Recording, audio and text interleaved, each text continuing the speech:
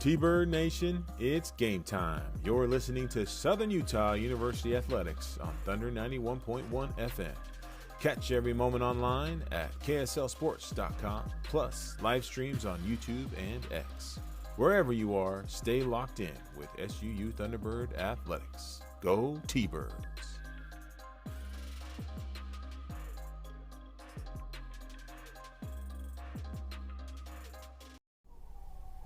Final home game of the 2025 regular season, and as Coach Fitzgerald told John Smith earlier this week on the Coaches Show, if you haven't been paying attention the last 4 weeks, this team is doing something special. Ryan Steinekert here with Preston Ferry. Thunderbirds on a whole 4-game winning streak, and they've been a different team, especially defensively. We'll tell you about that on our Kabuto pregame show right now. Kabuto Sushi and Ramen Bar. Stop in before or after the game for fresh sushi, savory ramen, and unbeatable student specials Monday through Friday from 11 to 3. Kabuto, proud to fuel SUU game day. Preston, this Thunderbird team went 1-5 through the first 5 games, and it was interesting because that first game, Idaho State, they looked solid, they dominated, and then they just went on a 5-game slide where they couldn't quite get offense and defense on the same page. But the last 4, it's been all Thunderbirds. It's been a completely different ball team. I mean, I think fans may have even given up on this Thunderbird team just a little bit there, dropping 5 after the season we had last year. They're like, oh, great, here we go again. It's another rebuilding year. But all of a sudden, the coaching staff decides to change up a couple of things, change out some players, change out some staff, change out some key factors, and now this team looks like it should be ranked. This team doesn't look like a team that should be 500. This looks like a team that should be in the top 10. And maybe something really frustrating about that, especially for the Thunderbirds, 3 of those 5 losses came by 3 points. They lost at San Diego by 3, lost to NAU here by 3, lost here against West Georgia by 3. If 2 or 3 of those games go the other way, Thunderbirds are looking at a 9-2 or maybe even an 8-4 possible final record, and maybe they're getting some attention in the top 25. They absolutely would. I mean, they also had a 10-point loss to Tarleton, who's the number 1 team in the conference right now, and they were leading for a majority of that game, Ryan. So, I mean, they're just a few moments, a few plays away from having an outstanding record and outstanding recognition inside the conference and in the FCS ranks. But, hey, they're turning it around. Maybe they can make a late push. We'll see. Tarleton State ranked number 5 in the country at 9-1. Thunderbirds hung right with them. Abilene Christian ranked number 20. They're at 6-4. So it's not a stretch to imagine if the Thunderbirds had 1 or 2 more wins as opposed to losses under their belt, they'd be in the top 25. Tonight, though, hosting Central Arkansas, not those Wildcats, not one of them cats. Did you hear about that a couple years ago? I didn't. Coach Delane Fitzgerald was on the Coaches Show with John Smith, and he admitted this week it's one of those fake it till you make it things. They knew purple and white, and chances are, if you don't know the mascot, like, if you just throw Wildcats out there, you got a 50% chance of being right. So yeah. Coach was just like, oh, they're one of them Wildcats. He couldn't remember they were the Bears, and then their social media, their marketing department had a heyday with it, and made some fun out of it. But they are the Bears. Central Arkansas, they come in. They've struggled 3-7 this season. They're 2-4 in the conference, and they've lost 3 in a row. Preston. Yeah, they've had a tough stretch here, but Coach admitted they've got one of the better running backs in the conference. He's not quite at the statistical level as Joshua Dye is, but still a very productive running back. This offense is still very, very good.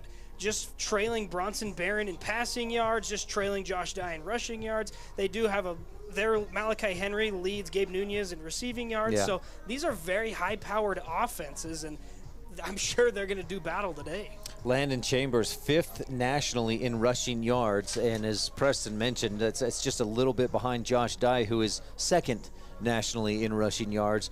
Austin Myers, the quarterback of this Central Arkansas team, missed the first 5 games of the season, and so the yardage that he's thrown for being just under what Bronson Barron is thrown for, that's in fewer games. And so Austin Myers is a dual threat kind of guy, but he's still dealing with a broken foot that's not fully healed, so his mobility is lacking a little bit, but still he's getting it done pretty well through the air. He also has double the interceptions, albeit only 6 picks to 12 touchdowns. So he's throwing 2 touchdowns per pick. Bronson Barron a little better in that category, 11-3. So he's been a lot more accurate with the ball. They take care of the ball really well. both these teams, we can't preach enough, the great offenses and two defenses who have really struggled this year, although Southern Utah on that 4-game win streak looks like a completely different unit out there.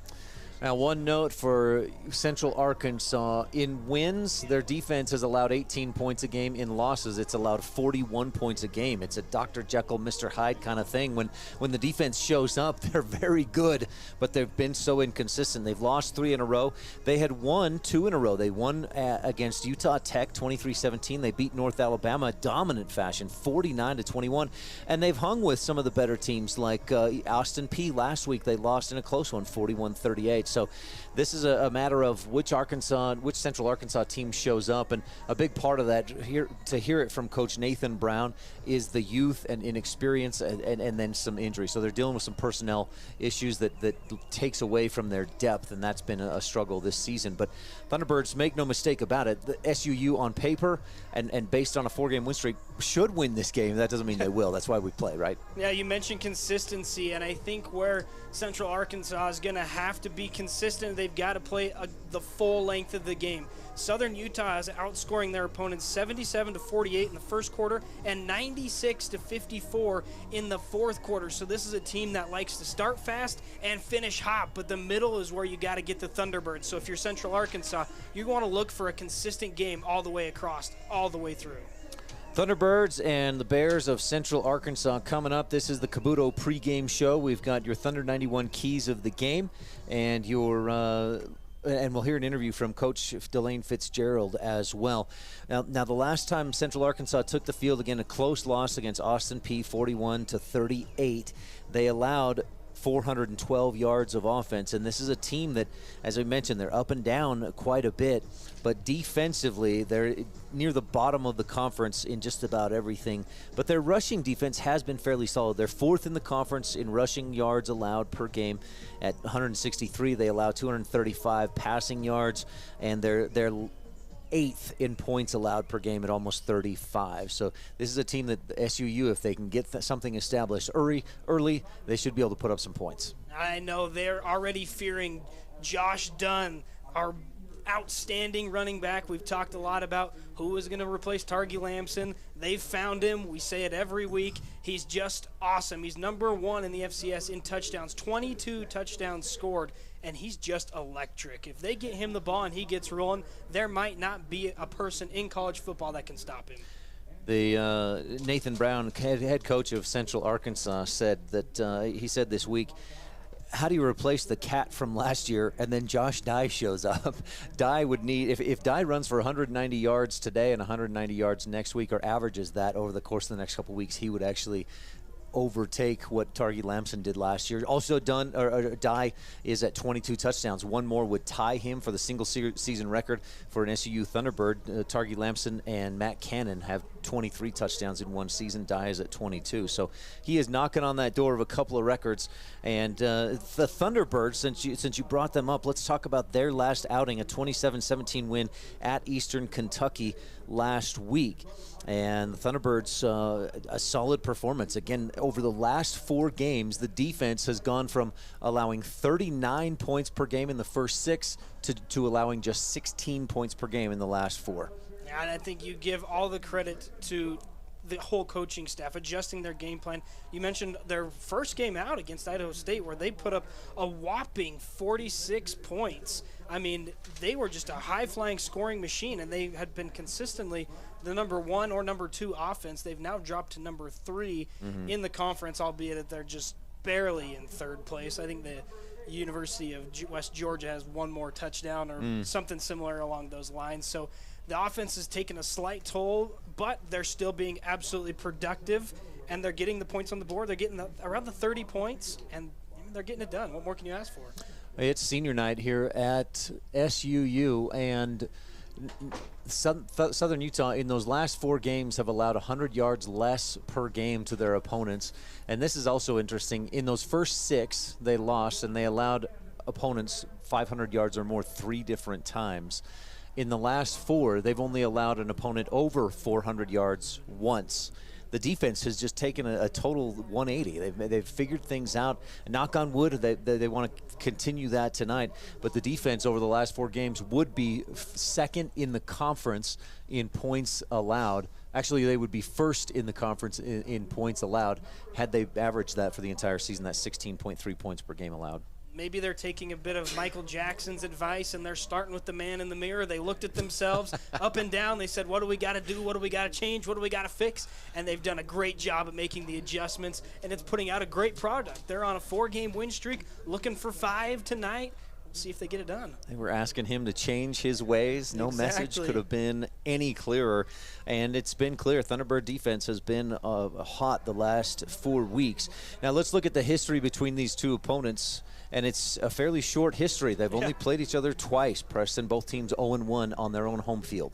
Yeah, 1-1. You know, each team is going to have to break that tie tonight. One of them is going to get the 2-1 advantage here. I mean, these teams might not see each other, you know, in the future, with SU departing to, you know, the Big Sky Conference. In the first matchup, they lost by 2 points. Yep. And, you know, the second one, 38-31. So the games have been close both times that they've played each other. It's probably going to be something similar tonight. Central Arkansas came up 5,500 feet from Conway, Arkansas to get here to Cedar City. And we've got a good game tonight in the UAC. The Thunderbirds hosting the Bears of Central Arkansas. Coach Brown said, you know, he said, we're still playing like we've got something to prove. He said that's part of being a big boy, being an adult, is even when you maybe it doesn't look like you have anything to play for. They're not going to make the playoffs. They're not going to win a conference title, but you still step up and compete. If you love football, you come out to compete every day, no matter what. Absolutely, and I think it means something a little more coming from one of the program's greatest players, Coach Brown. He had an electric career there. I'm sure we'll dive into that all throughout the game, but it just means something a little different when you had a coach who's been there, who's been in those situations, who's been on the end of winning and victorious. He's also been on the side of things not looking so great. He's been on the quarterback side of the ball. He's been on the coaching side of the ball. So he has a lot of experience to offer for his guys, and really he's going to be the guy that's going to have to rally everybody tonight and come up with something. This is the Cabuto pregame show. We'll take a quick timeout. We'll talk about seniors. They're being honored here tonight as they walk across the field, have their names announced, joined by their family, friends, loved ones here at Eccles Coliseum. We've got your Thunder 91 keys of the game, and we'll hear from Coach Delane Fitzgerald when we return on the pregame show. Thunderbird football brought to you by Van Wagner from the Levitt Group and Auto Owners Insurance broadcast booth, presented by Intermountain Health on Thunder 91.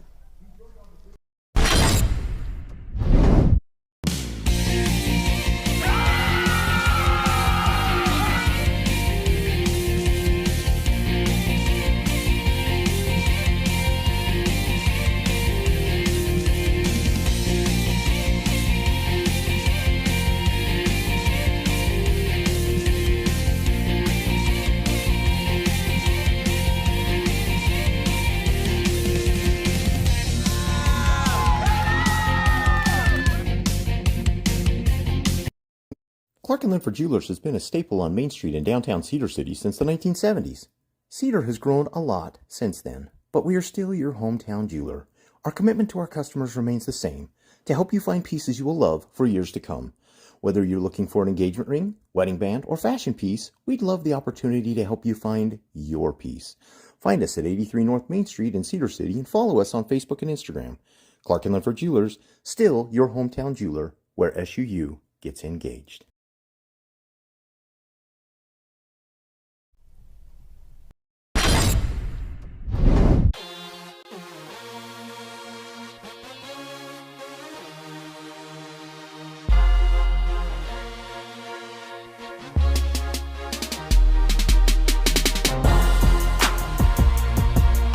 Bullock strives to be the very best in serving you in Cedar City, offering fashion, decor, and kids items, as well as a fun old-fashioned soda fountain and pharmacy.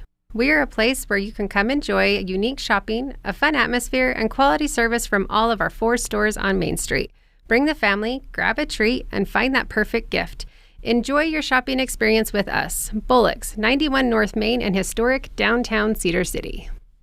Kabuto's, St. George's #1 sushi and ramen bar. Student specials available Monday through Friday from 11 a.m. to 3 p.m.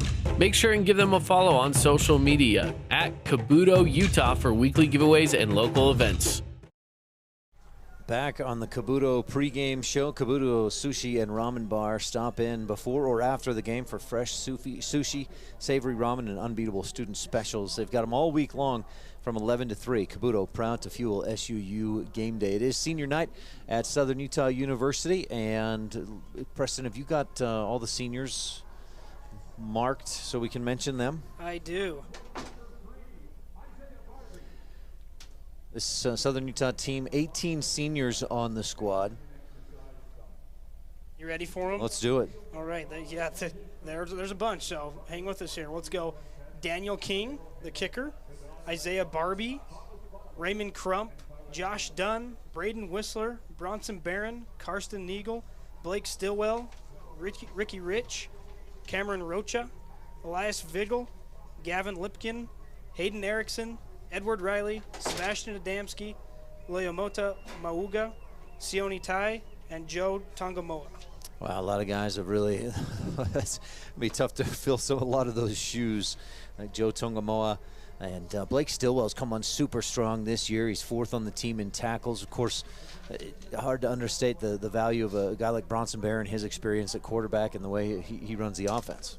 Yeah, I mean, we've got an electric quarterback who sometimes we think's a running back right behind him, ready for next year. He's the next guy up, but they're going to lose a lot of great talent, so they got to make the most of it starting tonight. Let's jump into your keys of the game, brought to you by Thunder 91, SUU's commercial-free student-run radio station. More music, more variety, more SUU. And your keys, Preston? Well, let's start with the run defense. We've talked about the other side of the ball. Central Arkansas's got one of the better running backs in the conference. Key tonight is going to be getting the D-line shorn up and containing him and whoever else might decide to carry the ball tonight. But stopping the run, getting as minimal yards as they can, is going to be a big key. Landon Chambers has run for 1,136 yards this season. That's 5th nationally, 2nd in the conference. Second only to Southern Utah's own Josh Dye. But that run defense is going to have to be good. It's not just Chambers that gets it done on the ground. Chapman McCown has run for 219 yards and a score as well. And this is a Central Arkansas offense that can run the football. They average 165 yards per game on the ground. So Southern Utah's run defense got to be good. It absolutely has to. Second thing we'll talk about, tempo. Southern Utah controls the ball a little bit better than Central Arkansas does. However, tonight, these two previous matchups, like we talked about, have been incredibly close, both averaging about 30 points a game.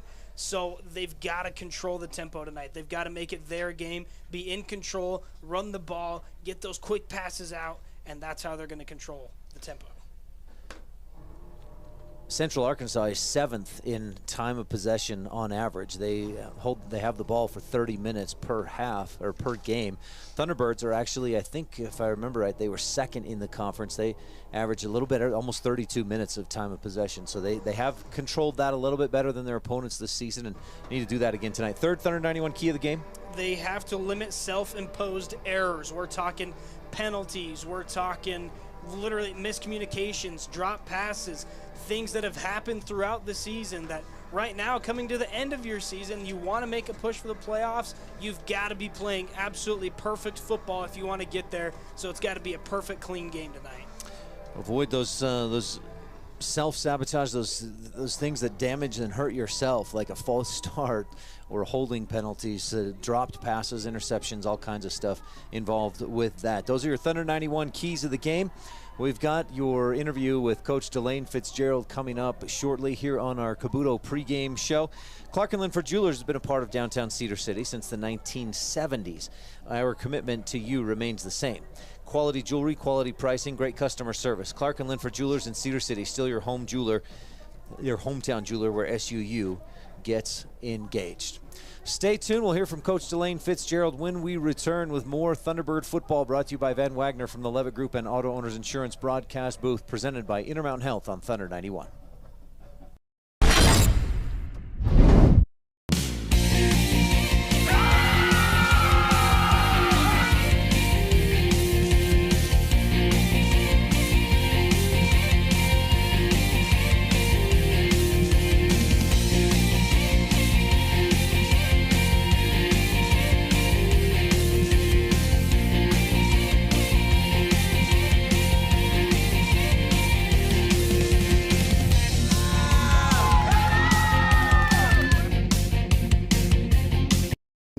Clark & Linford Jewelers has been a staple on Main Street in downtown Cedar City since the 1970s. Cedar has grown a lot since then, but we are still your hometown jeweler. Our commitment to our customers remains the same, to help you find pieces you will love for years to come.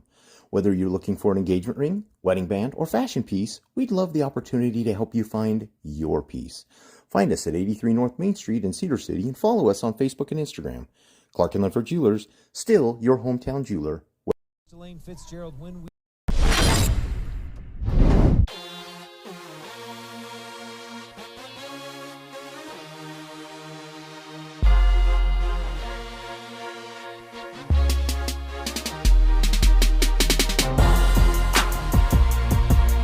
Bullock strives to be the very best in serving you in Cedar City, offering fashion, decor, and kids items, as well as a fun old-fashioned soda fountain and pharmacy. We are a place where you can come enjoy unique shopping, a fun atmosphere, and quality service from all of our 4 stores on Main Street. Bring the family, grab a treat, and find that perfect gift.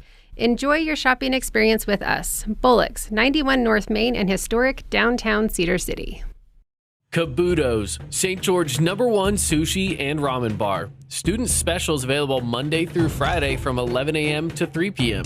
Make sure and give them a follow on social media at Kabuto Utah for weekly giveaways and local events. Joined by Southern Utah head football coach Elaine Fitzgerald, looking for consecutive win number 5 tonight against Central Arkansas. Coach, 4 straight wins for your football team. What is the mood inside that locker room right now? Spencer, the guys are confident. Our coaching staff's working hard. The players are working hard, and the players in that locker room are pretty confident right now.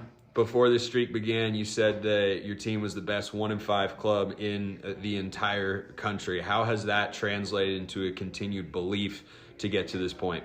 Yeah, the players and coaches have made me look like I was right 4 weeks later. Spencer, I think we may be the best 5-5 team in the country right now. Last week, went to Eastern Kentucky, tied at the half, 17-all, and then you guys pull away in the second. Talk about the first to second half, what changed for your team. The game slowed down for our defense, I believe. We hadn't played very well on defense in the first half. We played lights out in the second half, just kind of shut them down. Spencer, pass rush lanes. We didn't allow their quarterback to run the football on us in the second half, and that really helped. That's been a theme for the defense over the last couple of weeks, really battening down the hatches in half number 2. How do you get that to start in the first half to play a full 4 quarters on that side? Yeah, we've got to get warmed up, get lathered up a little better. But then, Spencer, the players have to have a sense of urgency. There has to be a mental urgency about you when you start a football game to get off to a fast start. Bronson Barron last week, another good performance, couple of touchdown passes, efficient and effective through the air. What are you seeing from your veteran quarterback right now? I see a lot of maturity and leadership. Bronson hadn't changed in the 2 years he was here. He's gotten better, Spencer, but that maturity and that experience and that leadership are really shining through. And then we've got some young men that don't mind following him. Shane Carr might be one of those guys you're referring to. His career yards in a game last week over 100. What did you see from him at the wide receiver spot? I saw him finally play to his potential this year, and Shane's been a little down in his sophomore campaign. I saw him rise up and play to his potential on the road. It was fun to watch. Josh Dye is a guy who's been really fun to watch. He's encroaching on a couple of SU rushing records, which seems to be a theme for your teams the last couple of years. But when other teams know that Josh Dye is going to be featured, you still get him going over 220 yards on the ground last week. What does that make you feel as a head coach? Yeah, our football program runs the football, and we run it pretty well this year. Josh is exciting. He's exciting to watch, and he's consistent, Spencer, and he works hard week in and week out to get himself prepared. And then those guys up front for him really work hard for him. The offensive line has been has done a good job protecting Bronson Barron, creating those running lanes. How do you continue that success against Central Arkansas? Yeah, very carefully. That's how you continue it. We've had a good week of preparation, and Spencer, being successful at football is kind of like rebounding in a pickup basketball game. If you want to get rebounds, you get rebounds, and if you want to play well, intrinsically, you're going to come out and play really, really hard. Central Arkansas comes into Cedar City tonight looking to snap your guys' winning streak. What do you see from them on film? I see a talented bunch of players who are well coached. Not as big as Abilene Christian, but they're huge, Spencer, and they're probably more athletic than Abilene Christian. I called us the best 5-5 team. Well, they're probably the best 3-7 team in the country. If we have the best running back in the country, they have the second best running back in the country. The young man is really, really good, and we have to do a good job. We're not going to shut him out, and we're not going to erase him from the stat lines, but we have to do a good job of maintaining and containing him. Talk about what else this Bears offense brings to the table beyond a potent ground game. Yeah, their offensive line's big. They're good at tight end, and then their wide receiver core. I would take their top 3 wide receivers at a small FBS program right now. They're big guys that can run and jump and play. Spencer, their wide receivers win more 50-50 balls than anyone we've seen this year.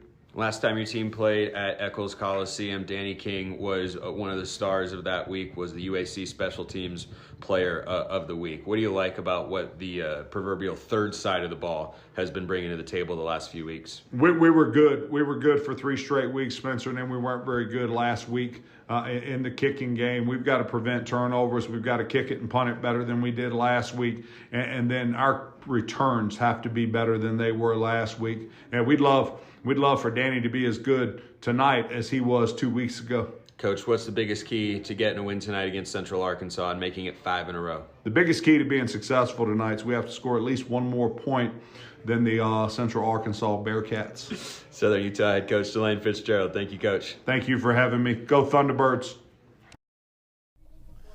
Back at Eccles Coliseum, pregame brought to you by Kabuto Sushi and Ramen Bar. Ryan Steinkert here with Preston Ferry, and Coach talked about we're probably not going to stop the running back of Central Arkansas, Landon Chambers, who's run for almost 1,200 yards and 8 touchdowns this season, number 5 in the FCS, number 2 in the conference, just behind Josh Dye. But got to contain him, make things hard, make things difficult. Don't give him easy yardage. Yeah, and I assume that you probably know how to play a good running back when you've had 2 years of electric running back play yourself. You kind of know how they operate, how to get them the ball. So I think defensively they might have an upper hand here. But, I mean, on the same coin, Central Arkansas probably has the same because they can just keep the game plan from last year, carry it over, and see if it works again this year.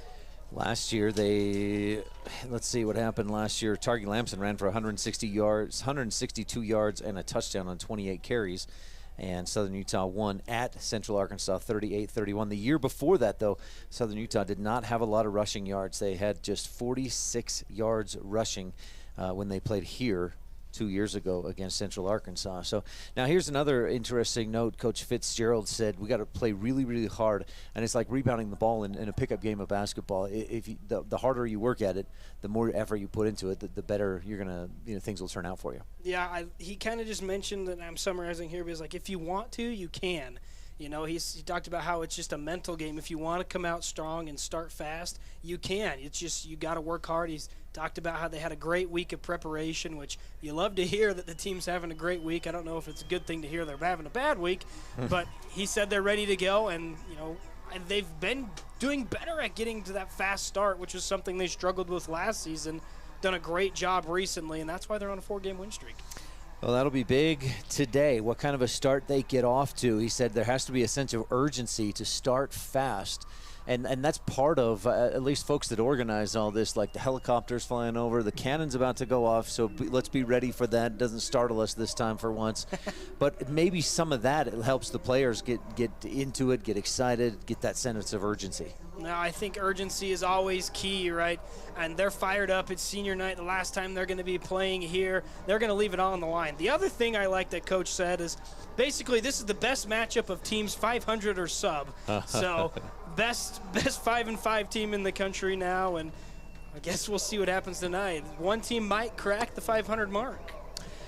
Nathan Brown, head coach of Central Arkansas, in his 8th season. He's 46-42 overall with a 25-20 mark in the conference.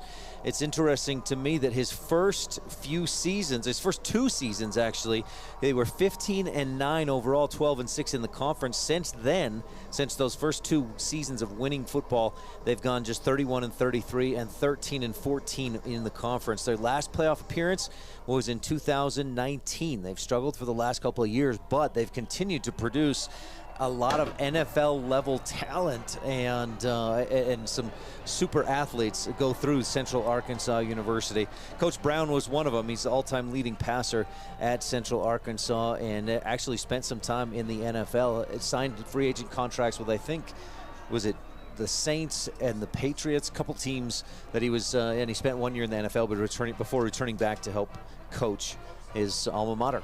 Yes, 16 players in the NFL from the University of Central Arkansas, with 9 for SUU, so they have a little bit of an advantage there. Southern Utah coached by Delane Fitzgerald in his 4th season, and with the 4-game winning streak, he's got his overall record now up to 23-21 with a 16-9 mark in the conference. And here's an interesting note for Southern Utah and Cedar City residents. Head coach or defensive coordinator John Kelling, I don't know if he's here tonight. He might have traveled back from Salt Lake this morning. His son is the quarterback for Cedar High football, and they won a state title earlier today, their first ever football state championship. So congrats to the Cedar Reds. Yeah, dropping down a division to get it, but hey, they got it done. They beat Manti. I think the final score was 41-35. And Manti, boy, they mounted a comeback and tried to scored a touchdown late, but couldn't get it back, and Cedar was able to run out the clock. Tell you what, Manti was on a run late. Yeah. They upset Morgan here in the Coliseum just a week ago, but hey, Cedar got it done. Southern Utah women's basketball, was that today they lost? First loss of the season against Idaho. They'll be back in action on Tuesday night, a game we'll have here on Thunder 91. The SUU women take on Benedictine University of Mesa, and that'll be at pregame at 6:15 this coming Tuesday night, tip-off at 6:30. Was that today, the Idaho game? This is the men's team right now. Men playing right now at University of Nebraska at Omaha. And so lots of activity in athletics today. Southern Utah's volleyball team lost earlier today 3-2. Southern Utah will receive to start tonight's game. And again, we thank you for tuning in to the Kabuto Sushi and Ramen Bar pregame show. Southern Utah in the home uniforms, red helmets, gray jerseys, black pants and shorts, and then white numerals on the front and back. Several long white socks. Central Arkansas in the all white with just a little bit of purple. Kickoff is fielded right at the goal line. Rand Sawyer to the 10, up the middle, bounces right, spins to the 20. Cuts back to his left, looking for room, won't find it, and lost a couple back to the 22. Looks a lot like the human joystick. You know, teams just hate kicking to him. So Southern Utah's offense on the field. Let's give you their starters up front on the offensive line. Siri Kendieli at left tackle, Loie Matamauga, the left guard, Ed Riley at center, right guard Jeremy Perkins, and right tackle Sione Tai. Quarterback senior Bronson Barron, running back Josh Dye, number 28, a redshirt sophomore, second in the nation in yardage and first in touchdowns. He's got 22 touchdowns this season. 3 receivers out to the left for Southern Utah. Barron slings it out left real quick, caught by Jack Fairchild and trying to find some space. Oh no, that's Gabe Nunez, my apologies. Nunez picks up a couple, but not a lot of room to run. I missed a week ago, Ryan, but you best believe we're back, and Waffle House is back too. Always open, Gabe Nunez. Nunez was open. He leads the team with 45 receptions, 630 yards, including that 3-yard reception. Last year, 651 yards. So he's approaching his numbers from last year, at least as far as yardage. 1 receiver left, ball in the left hash, 2nd and 7. Barron claps for it. Backs to throw, finds Carr at the 30, who had a career night a week ago at Eastern Kentucky. He's tackled at the 31, and the Thunderbirds will face a 3rd and about 3. It's hard to believe this offense can get scarier if the receivers all start playing to what Coach Fitz said, their potential, just like Shane Carr. If everybody gets clicking, this offense might just be the best in football. Carr last week, 124 receiving yards on 7 receptions. A 3rd and 3, Thunderbirds at their own 31. A stack of tight ends and receivers on the right side, 3 of them over there. And Hayden Erickson, Hayden George, and Gabe Nunez. Barron takes the snap, pitches right. No room. Josh Dye, or is that Whistler, bottled up in the backfield. Braden Whistler tackled back at the 27. Loss of a couple. And the Thunderbirds face a 4th and about 5. They'll bring out the punt team. I believe that was Gary Lewis getting in there to blow things up. Gary, leads the team in sacks with 3. Lewis has been a big part of this team. 42 tackles, which is, I think, 5th on the team, and 3 sacks this season, and that'll be his 7.5 tackle for loss. Danny King boots the punt high, and it's a short kick out of bounds on the Thunderbirds side of the field. King had been averaging 42 yards per punt. That one probably only going to give him about 30, maybe 35, and Central Arkansas will start near the 35. So Southern Utah's offense goes 3 and out. And the defense takes the field. Lando Brown, top in the conference in sacks. And right at the top of the nation in sacks as well. Number 3 in tackles for loss. Quick throw out to the left side. Caught and running around the right corner. Ty Durham all the way across the 50 into Thunderbird territory before the Thunderbirds finally get to him. Well, Coach Fitz and the Thunderbirds wanted that hot start badly. Already a first down here for Central Arkansas. Bears starting quick. Austin Myers at quarterback, the redshirt junior. 6'4", 205 pounds from Valonia, Arkansas. In the shotgun. Calls for it and play action. Quick slant out to the left. And the receiver, Malachi Henry, stumbled, or else he might have had 40 more yards to the end zone, just wide open. Yeah, there was just one guy to beat, and had the turf monster not got him, he may have. You're exactly right. First down to the 35 of Southern Utah. 2 receivers, 1 wide left, 1 wide right. Ball in the left hash. A lot of guys up front on the line. Double tight end set. Myers fakes the handoff, rolls and throws, and caught downfield. Ty Durham diving at the Thunderbird 22 for another first down. And it would seem, at least so far, that urgency that Coach Fitzgerald wanted his team to have, Central Arkansas has it early on. 1st and 10 at the Thunderbird 22. First possession of the game for Central Arkansas, and now we see the handoff to Landon Chambers. Dances to his left and dives into the pile for a gain of 2 to the 20.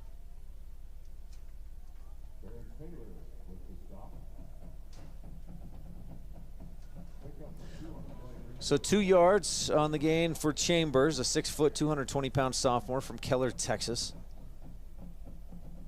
Last year, Central Arkansas was led by Shenderick Powell. He ran for almost 1,350 yards and 14 touchdowns in the season, and Landon Chambers is picked right up where Powell left off. 2nd and 8. End around from the right side, running to his left, and the Thunderbirds sniff it out. They'll stuff it right at the line of scrimmage, and no gain for Tristan Edward.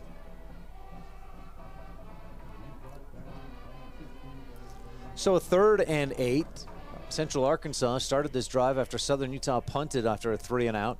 They started at their own 36, and they've driven right down to the Thunderbird 20, but they're stuck there on a 3rd and 8. Crowd starts to make some noise. Bigger student section than last week. Still a lot of open space on that far sideline in the bleachers. Good crowd here on this near side, making some noise for their Thunderbirds. Stacked receivers on the left side, 2 receivers wide right. Myers back to throw. Pressure comes, steps up, slings it left. A flag flies as contact was made too early by the Southern Utah defender Raymond Crump. And that will likely give Central Arkansas a first down at the Thunderbird, about the 10. Yeah, Crump was going stride for stride with him, but I think he just had a little too much hands on him. Knocked that intended receiver down, and it's a pretty easy call. Flags came in from a couple different sides. So Central Arkansas does get a first down. They spot it, a spot foul on the pass interference is at the 15, automatic first down. at the Thunderbird 15. Two receivers right, ball right hash. Myers in the gun, fakes the handoff, throws to his left. Malachi Henry makes the catch, immediately tackled and brought down. No, that was actually Tyrell Pollard on the catch, his first of the night. To the 9, 2nd and 4, Central Arkansas. Myers again in the gun. Chambers behind him and to his right. Chambers gets the handoff. Running left and tripped up just inside the 10. The 220-pound sophomore gets down to about the 7. It'll bring up 3rd and short.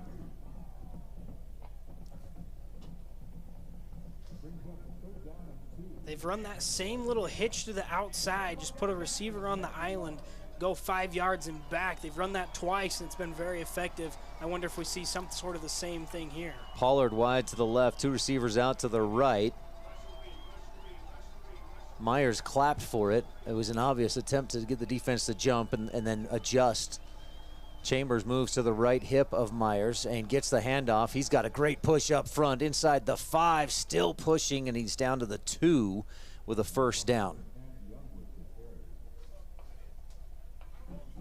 So hard to stop a team when they get inside the 5, but Thunderbirds doing a great job right now. So 2nd down. Oh, excuse me, that's a first down. 1st and goal. And Chambers in the backfield behind Myers. Ball in the left hash. 2 receivers out to the right. Double tight end set on the left. Myers fakes the handoff and throws over the middle, wide open. Easy catch, easy touchdown. Malachi Henry with his 8th receiving touchdown of the season. Central Arkansas up 6-0. That was just a filthy route. He had a full 2 steps on Mikey Allen, burst free in the end zone. So Central Arkansas starts quick. Take their first possession, 9 plays, 64 yards, 4:45 off the clock, and they'll attempt the extra point. Kicker is Caleb Jones. He's 10 for 10 on field goals, 27 of 29 on extra point attempts. Young kid, and Coach Brown told us he got the starting job the first week of the season, right before the season started. He kicks it up and through, and Central Arkansas leads 7-0 with 8:02 left first quarter. We'll take a quick timeout. Thunderbirds will get it back when we return. Brought to you by Van Wagner from the Levitt Group and Auto Owners Insurance broadcast booth, presented by Intermountain Health on Thunder 91. Chrysalis is looking for people who want to make a difference by joining their team of direct support professionals. Team members provide supported living services and become mentors, coaches, and friends, make lasting memories, participate in fun activities, and help individuals reach their goals and become more independent. Chrysalis offers competitive pay and flexible schedules. More information and the online application are available at chrysalis.care. That's chrysalis.care. Hermes Drive-In has served Cedar City and our visitors for more than 45 years. With a diverse menu and affordable prices, Hermes hopes you'll come back again and again for their burgers, Navajo tacos, fries, house-made fry sauce, and more. Located just north of the City Park on Main Street, Hermes also offers shakes, soft drinks, and a weekly special. All roads lead to Hermes Drive-In, a proud sponsor of our local youth activities and athletes. 8:02 left first quarter. Central Arkansas's first possession starts at its own 36. They go 64 yards and 9 plays. 4 minutes and 45 seconds. Austin Myers finds Malachi Henry in the end zone. For Austin Myers, that's a 13th touchdown of the season. Central Arkansas, they came out with the urgency that Coach Delane Fitzgerald wanted to see the Thunderbirds come out with. Well, the offense looked like it was pristine. It was well-oiled. They look like they are in playoff shape right now. Probably not going to make the playoffs due to their record, but, I mean, they look so poised coming out of the gate. No jet lag, nothing. They were ready. Tonight's first quarter report is presented by Safari Hospitality, your home for the best hotel stays in Cedar City. Whether it's the Courtyard Marriott, Hampton Inn, Spring Hill Suites, or Holiday Inn Express, Safari Hospitality properties offer comfort, convenience, and a warm welcome just minutes from campus. So great location as well. Stay local with Safari Hospitality. Well, the Thunderbirds about to receive their second kickoff tonight. First possession, they went 3 plays, just 6 yards, and punted. Central Arkansas on that opening drive, Austin Myers, 6 for 6, 50 yards and a touchdown. Great start for the quarterback.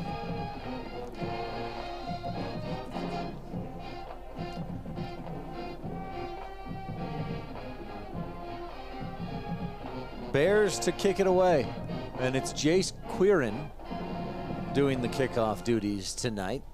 And he boots this one 5-6 yards deep in the end zone for a touchback. So Quirin, a redshirt freshman, that's his 38th kickoff this season. He and Devin Jackson and Caleb Jones have all shared kickoff duties for this Bears team. Thunderbirds got to find something a little bit better than that first possession, Preston. Well, they absolutely do. I think they keep looking to get their receivers involved. They've got to find a way to get Josh Dye a productive run, get him moving. Shane Carr wide to the left. Nunez in the slot right side. Barron in the gun, and they give to Dye. Up the middle, he finds some space, pushes across the 30, near the 34. And a solid gain of 8 on first down brings up 2nd and 2. That works. Yeah. That's just what you said they should do, right? That's exactly what I said they should do.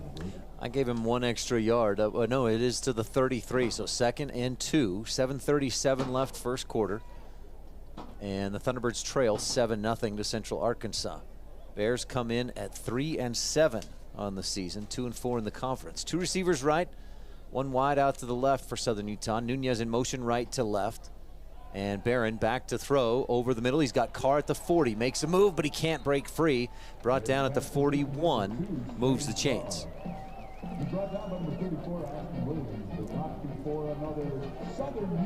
So Southern Utah moves the chains for the first time tonight, trailing 7-0, 7 minutes left in the first, to their own 41, a 1st and 10. SUU attacking left to right from our view at Eccles Coliseum. That's north to south. 2 receivers out wide, split to the left side.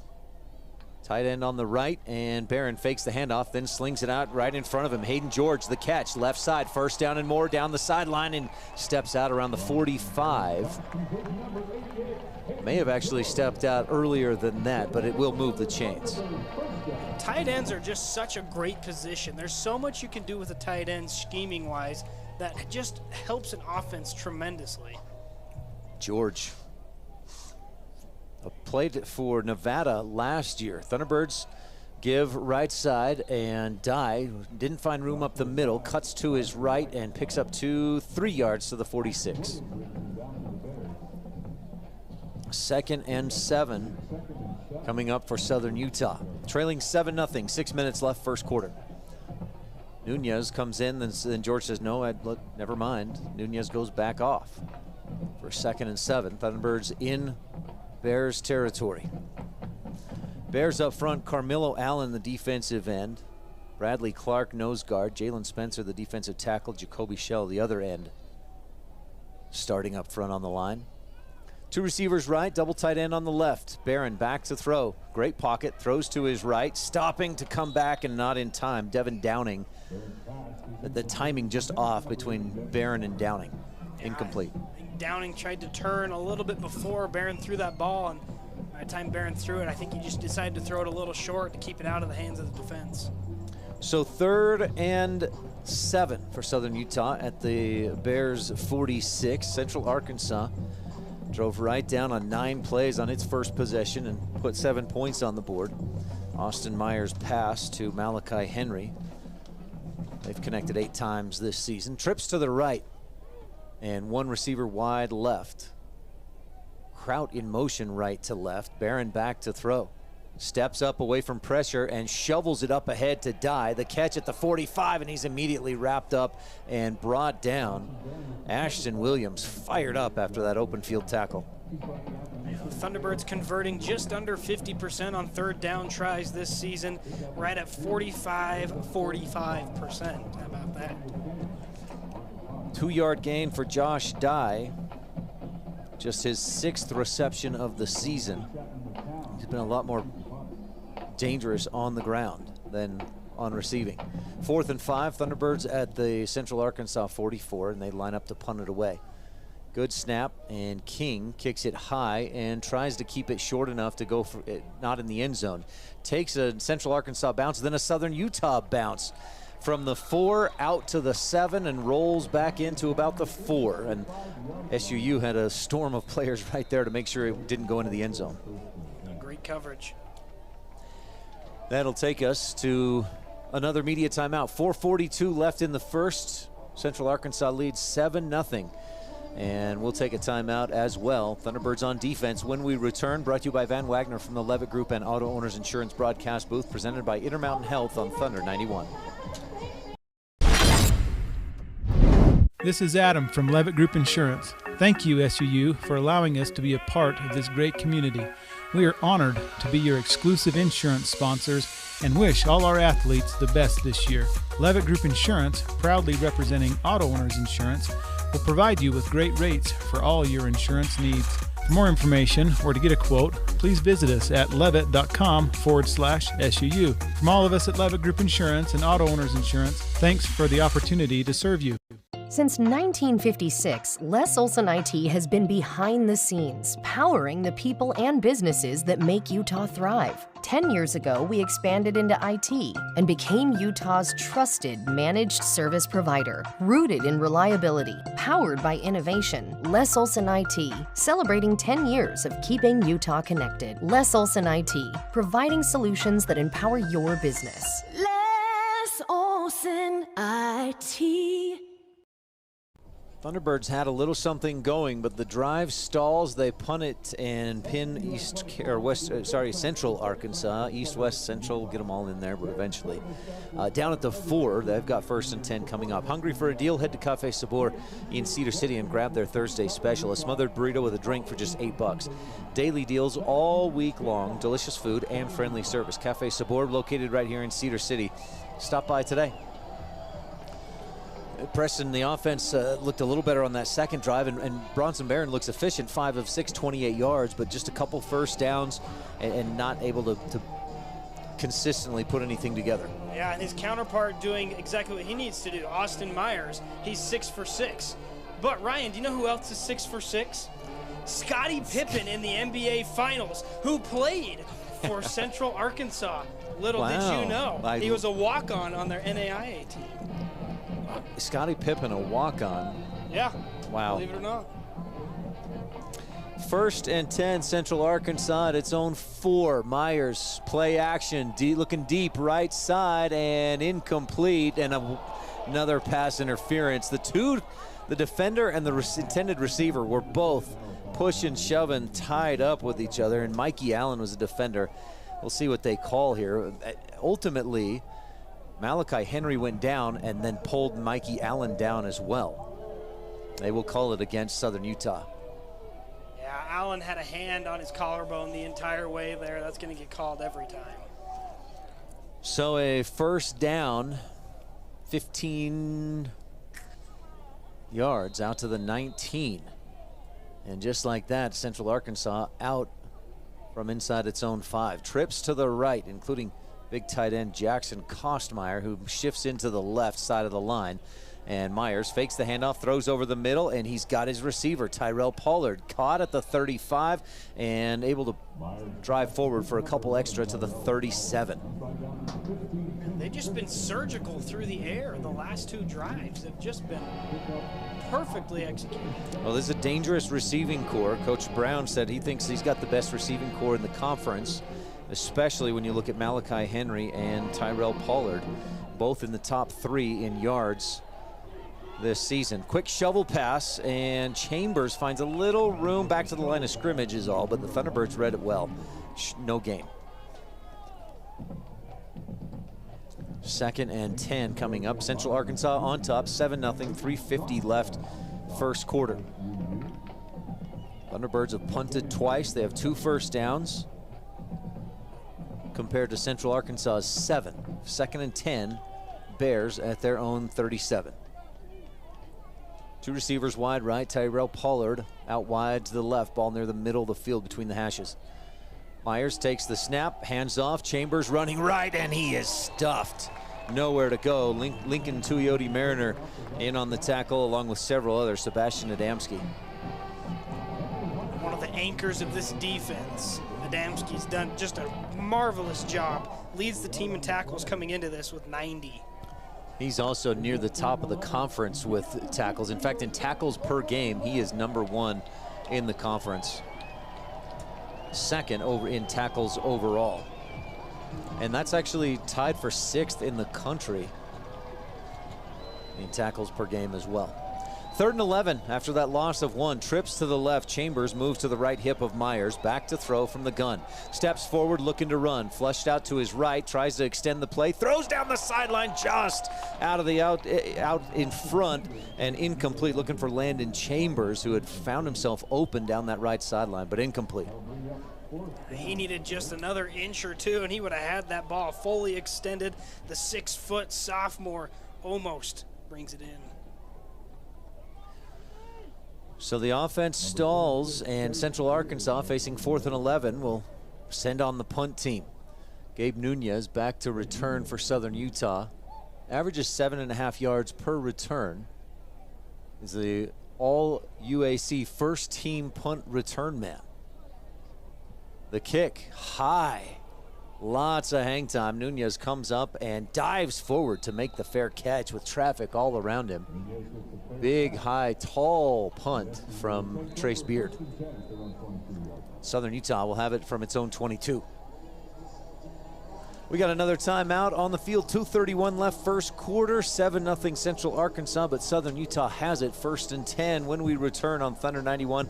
Brought to you by Van Wagner from the Levitt Group and Auto Owners Insurance broadcast booth. Presented by Intermountain Health. Back in a minute.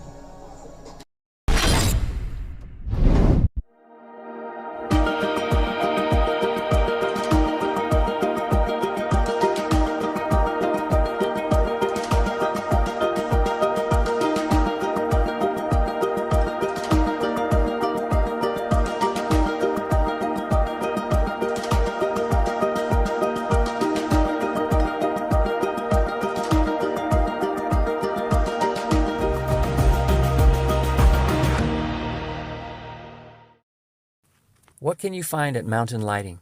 A great selection of light fixtures and ceiling fans from top names in lighting like Visual Comfort, Savoy House, Kichler, and many more. And with our price match guarantee, you can rest assured you'll not only find great quality, but great value as well. Looking for home decor items and accessories? Yeah, we've got all that. From furniture to wall decor, including paintings, mirrors, clocks. We've got pillows and other unique home decor items. So come to Mountain Lighting for all your lighting and home decor needs. Thunderbird first 2 possessions, they went 6 yards and punted, then 31 yards, 2 first downs, but stalled and punted again. This is their 3rd possession coming up. They trail 7-0 to the Central Arkansas Bears. Thunderbird fans want a great haircut at a great price. At any SUU game, keep an eye out for ways to score a cut for just $10.99. Great Clips has locations all across Utah, including 2 right here in Cedar City to make it easy and quick for you. Great Clips, it's going to be great. Brian Steinekert here with Preston Ferry. And Preston, the Thunderbirds didn't have the hot start they wanted. They're down a touchdown, but obviously plenty of time left in this game. 2:31 left in the first. Yeah, we've talked about this before. They're kind of like a good old-fashioned diesel. They just take a second to warm up. So's the case tonight. Their offense has looked a lot better in the last 2 drives. Let's see if they can put it all together and put something really productive. Get into the end zone. Get those seniors fired up. Let's get these boys rolling. Josh Dye so far 3 carries, 9 yards, and 8 of those yards came on 1 run. So a couple carries for a total of just 1 after that first carry of 8 yards. 2 receivers stacked on the left, the twins out there. And Barron takes the snap, play action, Dye. Now he throws down left sideline, caught on the sideline, out of bounds. No, they'll say he must have been out of bounds when he made the catch. Gabe Nunez. Interested to see the replay on the big board. Oh yeah, that knee or hip was out of bounds when he leaned out to make that catch, it looked like. How about the pump fake though from Barron? He had the whole line jumping. So 2nd and 10. Nunez the slot right side with Fairchild the wideout. Dye in the backfield with Barron, and Dye gets it. Running right, no, throwing over the middle, dangerous throw, and it, luckily for Southern Utah, falls incomplete. Carr was the intended receiver, but a lot of traffic there. Carr had to go up and do a donut to get that one. He was mid 360 by the time that ball hit him.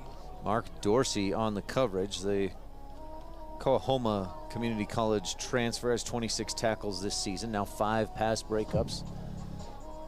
Barron 5 of 8, 28 yards in this first half. Southern Utah's offense facing a 3rd and 10 from its own 22, down 7-0. 2:20 left in the first. Downing wide to the right. Nunez in the slot. Downing in motion. Now those two are stacked. Barron back looking to throw. Finds Nunez at the 32. He turns and picks up a first down as he drags a couple defenders forward. Waffle House moves the chains. Always open, baby. Those syrup sticky hands. Nunez with 46 receptions this season, and that's near the top of the conference. That's actually he's third in the conference in yards this season. Puts him at right around 650. 2 receivers left, 1st and 10, Southern Utah. Central Arkansas putting a lot of extra guys right up in the middle to try and stop the run, and Southern Utah has tried to deal with that with passing the ball a bit more. This time they give to Dye up the middle, pushes the pile to the 42 for a gain of 4. I think they keep throwing the ball here a little bit this drive. Let the defense know they're not afraid to air it out there. When they do that, it's going to back the defense up just a little bit, and that'll give Josh Dye those opportunities to break free. 7-0 Central Arkansas with the lead. Thunderbirds a 2nd and 6 from their own 42. Make that the 41. 1 minute left first quarter. Barron calls for it, throws quickly out to his left, and caught on the sideline, still on his feet, pushing forward, breaks a tackle, and picks up the first down. And that was Devin Downing on the catch. You mean Devin First Downing? That is what I meant. Yes, I forgot that part. Thank you. And First Downing into Central Arkansas territory at the 43. 2 receivers right, 1 wide left. 2 in the backfield with Barron. Whistler goes in motion, and a swing pass out to him on the right side. He has a block, makes a move to the 40, 35, and Nunez not just open, he's also making a block there that springs Whistler all the way inside the 35 to the 34, 2nd and 1. Jacoby McQuiller thought he had that play sniffed out. He was wide open in the backfield there, but Whistler just gets to the outside. Great move. Whistler with 20 receptions on the season, and that will look like it take us to the end of quarter number 1. Central Arkansas on top 7-0, but the Thunderbirds driving a 2nd and 1 at Central Arkansas's 34 when we start second quarter action. Pizza Hut is proud to support SUU Athletics with special deal for Thunderbird fans. So you can get a medium 1-topping pizza and a 20-ounce drink for just $10. It's actually $9.99. Save that extra penny, Preston. Order online and enter promo code M03. That's M03. Start with an empty cart, enter the code, then choose your pizza and drink. The price drops to just $9.99. Nobody out-pizzas the Hut, and nobody supports the T-Birds like Pizza Hut. 7-0 on Thunder 91, brought to you by Van Wagner from the Levitt Group and Auto Owners Insurance broadcast booth, presented by Intermountain Health. Back in a minute. When you're ready to sell your home, doesn't it make sense to hire a seasoned professional? I'm Jennifer Davis from ERA Realty Center. With my 25 years of experience, I can see around the corner for problems or opportunities that a less experienced agent may miss. And my extensive list of buyers will mean a shorter time on the market and more dollars for you at closing. For a free consultation, call me at 586-9775 or go to buyincedar.com. I'm Jennifer Davis. Put my experience to work for you. Just like your favorite team brings the action, Pioneer Floor Coverings brings it home. With winning floors for every style and budget, we've got the game changers. Carpet for comfort, LVP for durability, hardwood for that all-star look. Locally owned and trusted across Southern Utah, Pioneer Floor Coverings delivers championship service at unbeatable prices. Swing by our showrooms in Cedar City or St. George, or score big now at pioneerfloor.com. Pioneer Floor Coverings, bring home the win!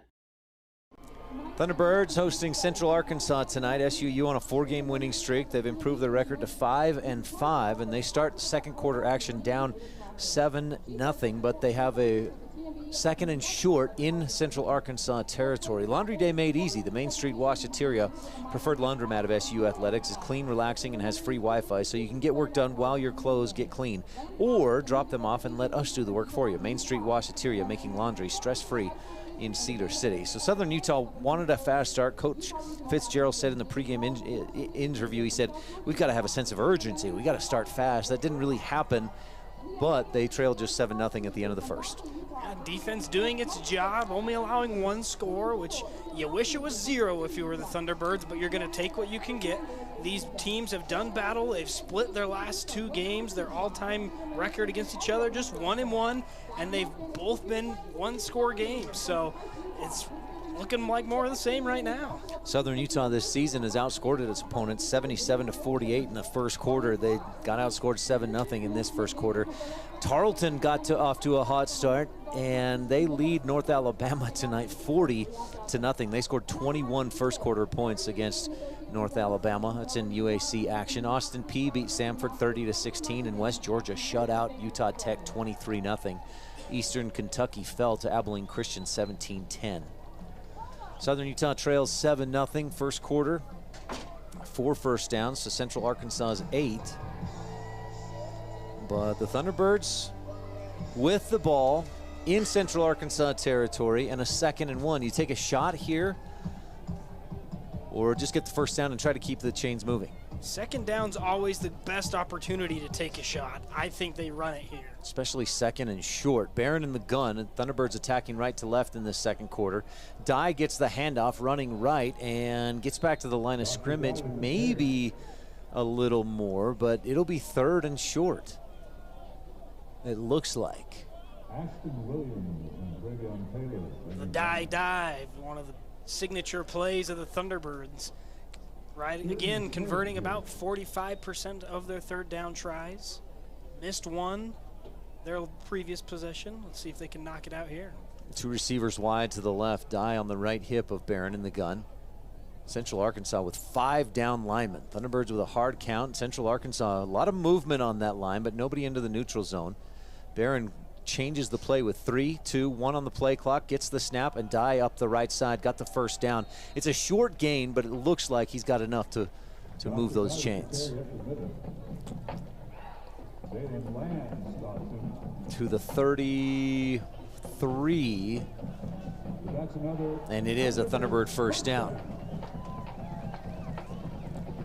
7-0 Central Arkansas leads. They scored on their first possession, punted on their second possession.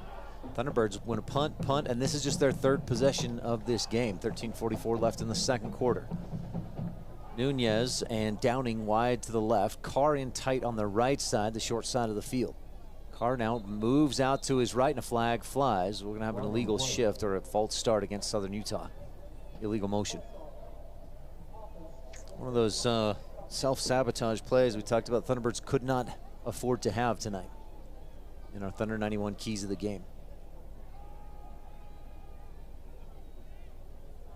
A little bit of a breeze picking up out there, Ryan. Just a nice little chill on this nice cold November night. Well, it is chilly. It's warm for this time of year, though. Our temperature at kickoff was 57 degrees. We got some weather coming in this week. We may get some snow. Barron in the gun, back looking to throw, and out for Carr on the left side, and he lets it slip in and out of his fingers on a 1st and 15. He would have had to make a move to pick up any yardage. Defender Ashton Williams was right with him. There's another one of those self-inflicted injuries, drop passes. We mentioned that in our pregame show as well. Back-to-back self-sabotage. That just can't happen if you're the Thunderbirds. So 2nd and 15. Thunderbirds at the Central Arkansas 37. They get 38. Trips to the left, Barron in the gun, and gives to Dye, running right. Little bit of room to the 35. A gain of 3 brings up 3rd and 12. We'd be looking at about a 52, 53-yard field goal, which we saw Danny King kick a 52-yarder couple weeks ago against Austin Peay, but boy, you love to get a first down and try to tie things up. Trailing 7-0 the Thunderbirds. 12:40 left in this first half. 2 receivers right, 2 out to the left. Kraut goes in motion. Pass to Nunez. A lot of blocking. He's got some yardage inside the 30 to the 25, and he'll be a yard short of the first down. They needed the 24. Nunez gets down to the 25. I love that play. Bronson Barron has to do a very good job getting the ball out super fast because they're letting the entire D-line come inside. All the linemen pulling, rolling left to block for Nunez. Boy, and I looking at the replay, Nunez looked like they shorted him by about half a yard. Thunderbirds a 4th and 1, and they line up to go for it. They're 16 of 16 on 4th down this season. Give to Dye on a quick snap. He runs to his right, pushes, and he breaks free to the 10-5 touchdown. Josh Dye on 4th and 1 takes it home. 11:53 left second quarter, and the Thunderbirds can tie it up. It's just an unbroken rule. The Thunderbirds will convert on 4th down. I don't know who didn't understand that message. It's just inevitable. Well, and sometimes in a pile up like that, the progress would be considered stopped, but Dye keeps the feet churning, squeaks his way out to the left, and takes it to the house. On to kick the extra point, Jaden Rogers.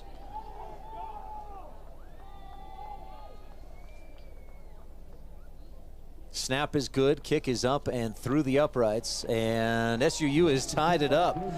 Looked like the drive might stall. They faced a 3rd and 13. A screen pass to Gabe Nunez on the left side sets up a 4th and 1, and then Josh Dye does the rest. 25 yards for the score and an early candidate for our play of the game. Brought to you by Pioneer Floor Coverings, Pioneer Floor Coverings and Design. That takes us to a media timeout. We're tied at 7, 11:53 left, second quarter. Thunderbirds will kick off when we return on Thunder 91. Brought to you by Van Wagner from the Levitt Group and Auto Owners Insurance broadcast booth. Presented by Intermountain Health. Back in a minute. With food that's made from scratch and fresh to order, Hermes Drive-In has options that every member of your family will enjoy. From your favorite burgers and fries to sandwiches, drinks, shakes, and more. Hermes is centrally located and easy to find at 294 North Main Street, just north of the City Park. Serving you and our community for more than 45 years, Hermes Drive-In is a proud sponsor of our students and athletes. You want a job that makes a difference in the world. So join the Chrysalis team. Chrysalis is open 24 hours a day, 7 days a week. So we have flexible schedules for everyone. College student? No problem. Extra job? You got it. But what if you're looking for a career path? Absolutely. Chrysalis has mornings, days, and grave shifts available. Get paid to have fun, go to movies, share your talents, and make a difference. At Chrysalis, you are a mentor, a teacher, and a friend. Apply online at chrysalis.care. Tied up at 7, the Thunderbirds put together a nice drive. It looked like it would stall, but they convert on 4th down and in a big way. 12 plays, 77 yards, and 5 minutes, 38 seconds off the clock. A 25-yard touchdown run by Josh Dye on a 4th and 1, and that gives him 23 on the season. And Preston, that's a magic number. That is a magic number. That ties him for first all-time in single-season rushing touchdowns, held previously by Targi Lamson and Matt Cannon. Matt Cannon, who broke his own record in 1999 and 2000, and now back-to-back years again, it's being broken. Targi in 2024 and Dye in 2025. I invite you to tune in for our throwback before the third quarter. I sat down with Art Chalice this week, and we were talking about touch. I said, if Dye scores one more touchdown, he'd be at 23, and that would tie him with Targi Lamson and guess who? And we hadn't talked about it, just out of the blue. I said, guess who? And he goes, Matt Cannon? Nailed it. No, Art Chalice. We'll hear from him at the half. Kickoff, Thunderbirds 9 yards deep back of the end zone for a touchback. And I'll tell you, Danny King, maybe a little bit underrated, or just we maybe don't give him enough credit. That's his 27th kickoff this season and has 22 touchbacks. That limits big play opportunities for the other team. So good work to Danny King. And you might be wondering where the Thunderbirds get all this run power from. Don't forget, Coach Fitzgerald was a fullback at James Madison University. 2 receivers right, 1 wide left. Central Arkansas with the 1st and 10. Myers looks to his left, rolls right, slings it, and no. Knocked away on the sideline, looking for Ty Durham. Defense right with him, and that ball hung up in the air a long time. He had a couple of Thunderbirds breathing down his neck. The storm was running him down. Cameron Rocha on the coverage. 3rd-team All-UAC, has 18 tackles. And a quarterback hurry this season, transfer from Sacramento State on the coverage, and was one that caused the incompletion there. 2nd and 10. Myers from the gun. Play action. No, he does give it. Running to his right and no room. Back to the line of scrimmage, and that's it for Landon Chambers, who averages almost 6 yards per carry. Looks like he's pleading with his lineman there. Hey, who was supposed to pick up that gap? 5th nationally in rushing yards coming into tonight's game. 3rd and 10 after the incompletion and no gain on the run. 2 receivers wide to the left. Malachi Henry, real dangerous receiver on the right side. Top receiver in the conference. Henry, a 200-pound sophomore. Myers in the gun. Looks to his right and shuffle pass there late. Driving forward, Landon Chambers across the 30 to the 34, finally brought down just short of the 1st down. Probably a good decision to hand the ball off there, because as soon as you look back, Lando Brown has 1 mitten just ready to clobber the QB1. So Central Arkansas sends out the punt team. Their first drive, 9 plays, 64 yards and a touchdown. Since that, 8 plays, 41 yards, and presumably if they punt here would be 2 punts. After that first drive, they looked like a well-polished machine. Nunez back to receive this punt, and almost blocked. Brown got in close. Nunez comes over to his left and then lets it bounce, and it bounces out of bounds around the 22. So the Thunderbirds take over 1st and 10 with 10:17 left, 2nd quarter. U.S. Bank is proud to sponsor the SUU Thunderbirds. Stop by our U.S. Bank branch in Cedar City for all your banking needs. U.S. Bank, equal housing lender, member FDIC. Tied at 7, 10:17 left in the 2nd, and we've got more Thunderbird football coming up on Thunder 91. Brought to you by Van Wagner from the Levitt Group and Auto Owners Insurance broadcast booth. Presented by Intermountain Health. Back in 1 minute. Kabuto, Southern Utah's #1 sushi and ramen restaurant. Make sure to stop in, students, Monday through Friday, 11 to 3 p.m. for student specials. Follow us at Kabuto, Utah for special events and giveaways. Township Pharmacy and Bullock's Drug offer the service of a local pharmacy with a personal touch. Traditional quality service with modern-day conveniences. Township Pharmacy is located near the hospital just off North Main Street, and Bullock's Drug is downtown at 91 North Main. Both have trained pharmacists to take care of your pharmaceutical needs and fill your prescriptions. Township Pharmacy and Bullock's Drug are happy to serve you and to support our local athletes. Bullock Drug strives to be the very best pharmacy in Cedar City. We want you to be a part of our team. As a valued customer and patient, we will provide you with the best professional pharmacy service. Join with us and be a part of our team. Bullock Drug, 91 North Main in historic downtown Cedar City. Tied at 7, Southern Utah's last possession, 12 plays, 77 yards, and a touchdown, 25-yard run by Josh Dye. So the first 2 possessions for Southern Utah that ended in punts, they ran 9 plays for 37 yards. That last possession, 12 plays for 77. It seems like the offense, like you said, like an old diesel, needs time to warm up on these cold winter nights. The offense warmed up. They got a little better, and then they put together that scoring drive. I'm telling you, nothing runs better. They got that pre-def system. Once those things get running and firing, those are the best engines, man. I mean, a good old-fashioned 90s diesel, can't beat it. Tied at 7, 10:17 left in the first half. I mentioned a moment ago that Coach Fitzgerald might know a thing or two about running the ball because he was a fullback. He played his last season at James Madison University. Albeit, though, I think he's more proud of his guys' rushing stats than his.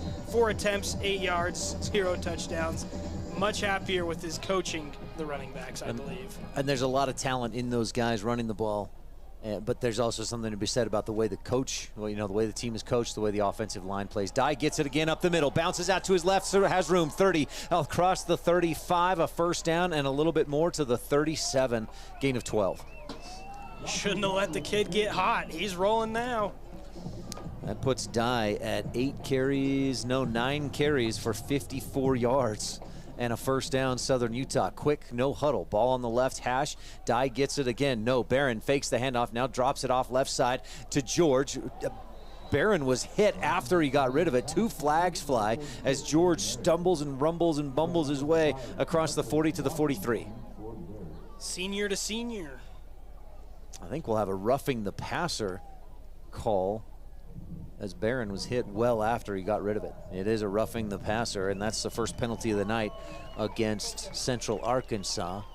Thunderbirds already with 3 penalties, 25 yards. And that's from the end of the play. So that puts the Thunderbirds clear across midfield to the 42 of Central Arkansas. Ball on the left hash, a 1st and 10. Tied at 7, 9:47 left second quarter. Downing out wide to the left, Carr wide to the right with Nunez in the slot, Barron in the gun. Takes the snap and gives to Dye. Big hole up the middle. He's got room inside the 35 to the 30. Finally drugged down about the 27. Another big first down, and Dye with a big hole up the middle. Those boys up front are doing great. They're lining up quick to run another play, and they give it again to Dye. He bounces right, no room. Flag flies from that far corner judge. I don't think that Central Arkansas was set defensively. And it was a short gain and a penalty against Central Arkansas. They were trying to substitute, and Southern Utah did not substitute. They were just trying to get a play off real quick. So a 5-yard penalty gives SUU a 1st and 5 at Central Arkansas's 22. Central Arkansas, 2 crucial penalties on this drive. They came into the game with 65 penalties for 620 yards. Thunderbirds with 2 receivers right in the twins, and Barron gets the snap and gives to Dye left side. He fights his way back to the line of scrimmage, but can't find anything more than that. 2nd and 5 coming up. Tied at 7, 8:45 left second quarter. Central Arkansas scored on their first possession. They've since punted twice. Thunderbirds punted twice and scored on their last possession, and they're knocking on the door of the red zone here. A 2nd and 5 at Central Arkansas's 22. Coach Nathan Brown, head coach of Central Arkansas, said Dye runs with his hair on fire. We'll see if he gets a chance here. Carr in motion left to right. Barron fakes a throw, keeps it himself, has room up the middle, bounces right and slides down to the 15. He'll move the chains and pick up the first down and a little extra. Now with that slide, he went into the slide at the 17, so that's where they spot it down, but that is enough to pick up the first down. I'm sure Coach Fitz and the rest of the staff hold their breath when Barron takes off and running. It's not quite what he's known for, but he can do it when he needs to. He can. He's had a lot of success running the football in past seasons. Had 368 rushing yards as a Weber State Wildcat in 2022. Thunderbirds with 2 receivers right, Nunez in motion right to left, and Dye gets it going up the middle, finds no room. Little pack of bears hibernating there at the 15, just a 2-yard gain. Knocking on the den. Did you know they had a live black bear as their mascot named Big Boy in the 20s? Big Boy? Big Boy, a live black bear. Wow. That'd be a little scary. Yeah. Bring a live bear to the field. Maybe he was super nice and cuddly. I don't know, but it still would have scared me. Trips to the left, 2nd and 8. SUU at the 15 of Central Arkansas. Dye gets it again, bounces left, finds room to the 10, to the 5, touchdown. 2nd rushing touchdown of the night, Josh Dye, and he breaks the Thunderbirds single season record for most touchdowns. That is number 24. What a season he's had. You know, and sometimes teams might think, like Bronson Barron started with a bunch of touchdowns passing this season. He's kind of plateaued. He's got 11 touchdowns passing, but I guarantee he's celebrating with Josh Dye and that record he's setting. He's like, I don't care who scores the touchdown, as long as we score and we win. That's what it's about. Yeah, winning's winning. So the Thunderbirds take the lead 13-7 with 6:54 left in the first half. And the extra point up and through the uprights. Josh Dye with his second rushing touchdown of the night. He's approaching 100 rushing yards already. He's at 13 carries for 87 yards, and Southern Utah leads 14-7. As we head for this media timeout, the Thunderbirds will kick off when we return on Thunder 91, brought to you by Van Wagner from the Levitt Group and Auto Owners Insurance broadcast booth, presented by Intermountain Health. Back in a minute.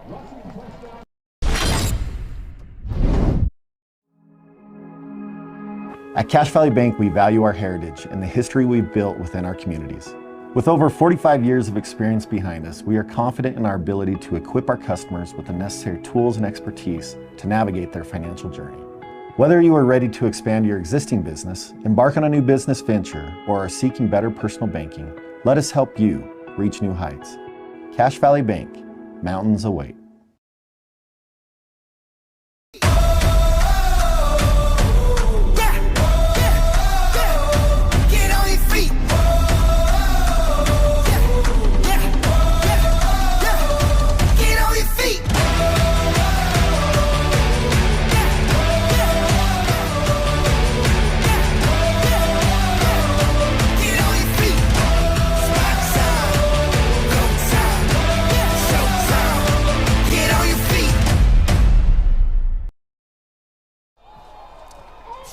The Thunderbirds, 7 plays, 75 yards, 3:23 off the clock. And Josh Dye runs it in from 15 yards out for his 24th touchdown of the season. That's a record Josh Dye gets a lot of credit for, and rightly so. That's a record that you got to honor anybody on the offensive line that's blocked for him this season, and running backs down the field, or wide receivers down the field. Everybody doing their job makes 24 touchdowns possible for a guy like Josh Dye. There's got to be some scouts in the building looking at this offensive line. I mean, back-to-back years with a fantastic running back breaking school records in back-to-back years. I mean, this line has been absolutely marvelous. 6:54 left, second quarter. Thunderbirds on top, 14-7. They were down 7-0 early. And look at the disparity in rushing yards. Southern Utah with 92, Central Arkansas with 8 in this first half. Josh Dye with 87 yards on 13 carries, 6.5 yards per carry, compared to Landon Chambers, who has 4 carries for 3 yards, 0.8 yards per. Kickoff is way deep, 9.5 yards back in the end zone for the touchback by Danny King, and Central Arkansas starts at its own 25.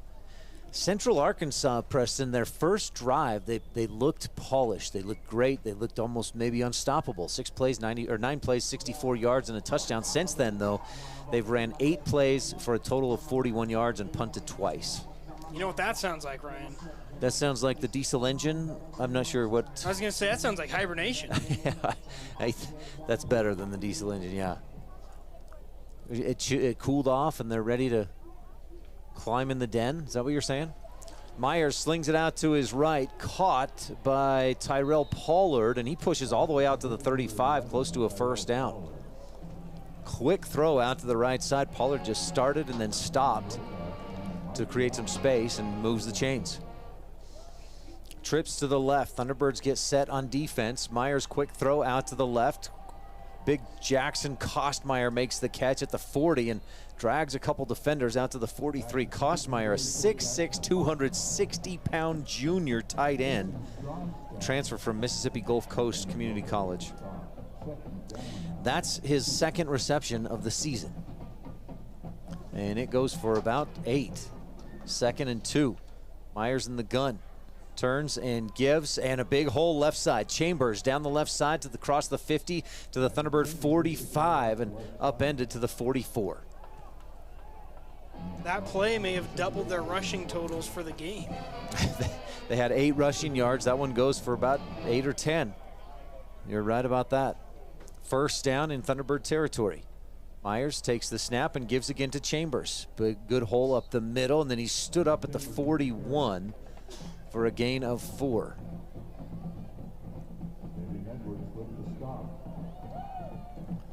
Second down and 6, 5:28 left, first half. SUU on top, 14-7 against Central Arkansas. These teams 1-1 against each other. Neither team has won on its own home field in the series. Ty Durham and Tyrell Pollard wide to the left. Malachi Henry or wide to the right. Henry on the left.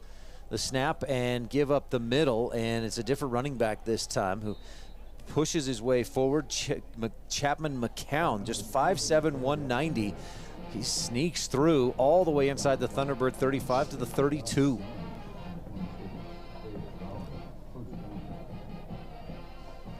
Parker Andrews checks into the middle to try and plug up that hole up the gut. Joe Tungamoa gets a breather. Thunderbirds defense has been solid other than that first possession, but Central Arkansas having their way on this drive. Ball on the left hash. Myers back to throw. Pressure comes and he just gets away to his left. Throws downfield well out of bounds and incomplete. Good coverage on that back end that time, and there was no chance to complete that pass. Baron Taylor on the sideline in coverage. 4:25 left second quarter, 14-7 Thunderbirds lead. Central Arkansas a 2nd and 10 at SUU's 32.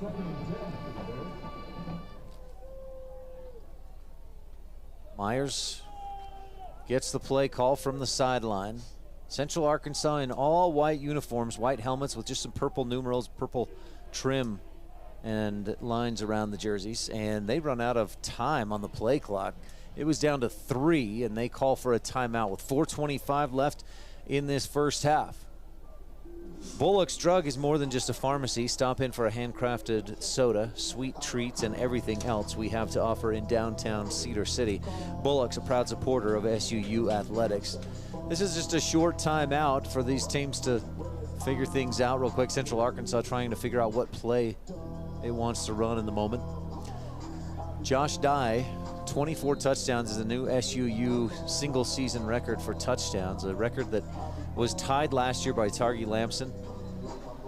And Dye has 2 games of 200-plus rushing yards this season. He's a 3-time conference offensive player of the week. Has 8 games of 100 yards or more, and he's already at 87 tonight. We still have 4:25 left in this first half. One other note, if he can average or run for 380 yards total between tonight and next week, he could actually get up to the same amount of yardage that Targi Lamson ran for last year.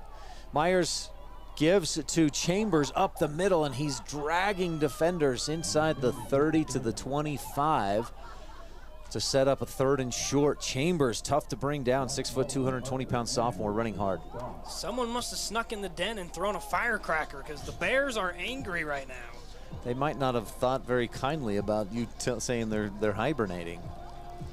Maybe coach said, guys, we got to wake up. 3:57 left in this first half. 14-7 Thunderbirds with the lead, but Central Arkansas looking to tie it up. 3rd and 3 at Southern Utah's 25. Myers looks to the sideline and gets the play. Play clock down to 5. 4. Myers in the gun, calls for it and gets it.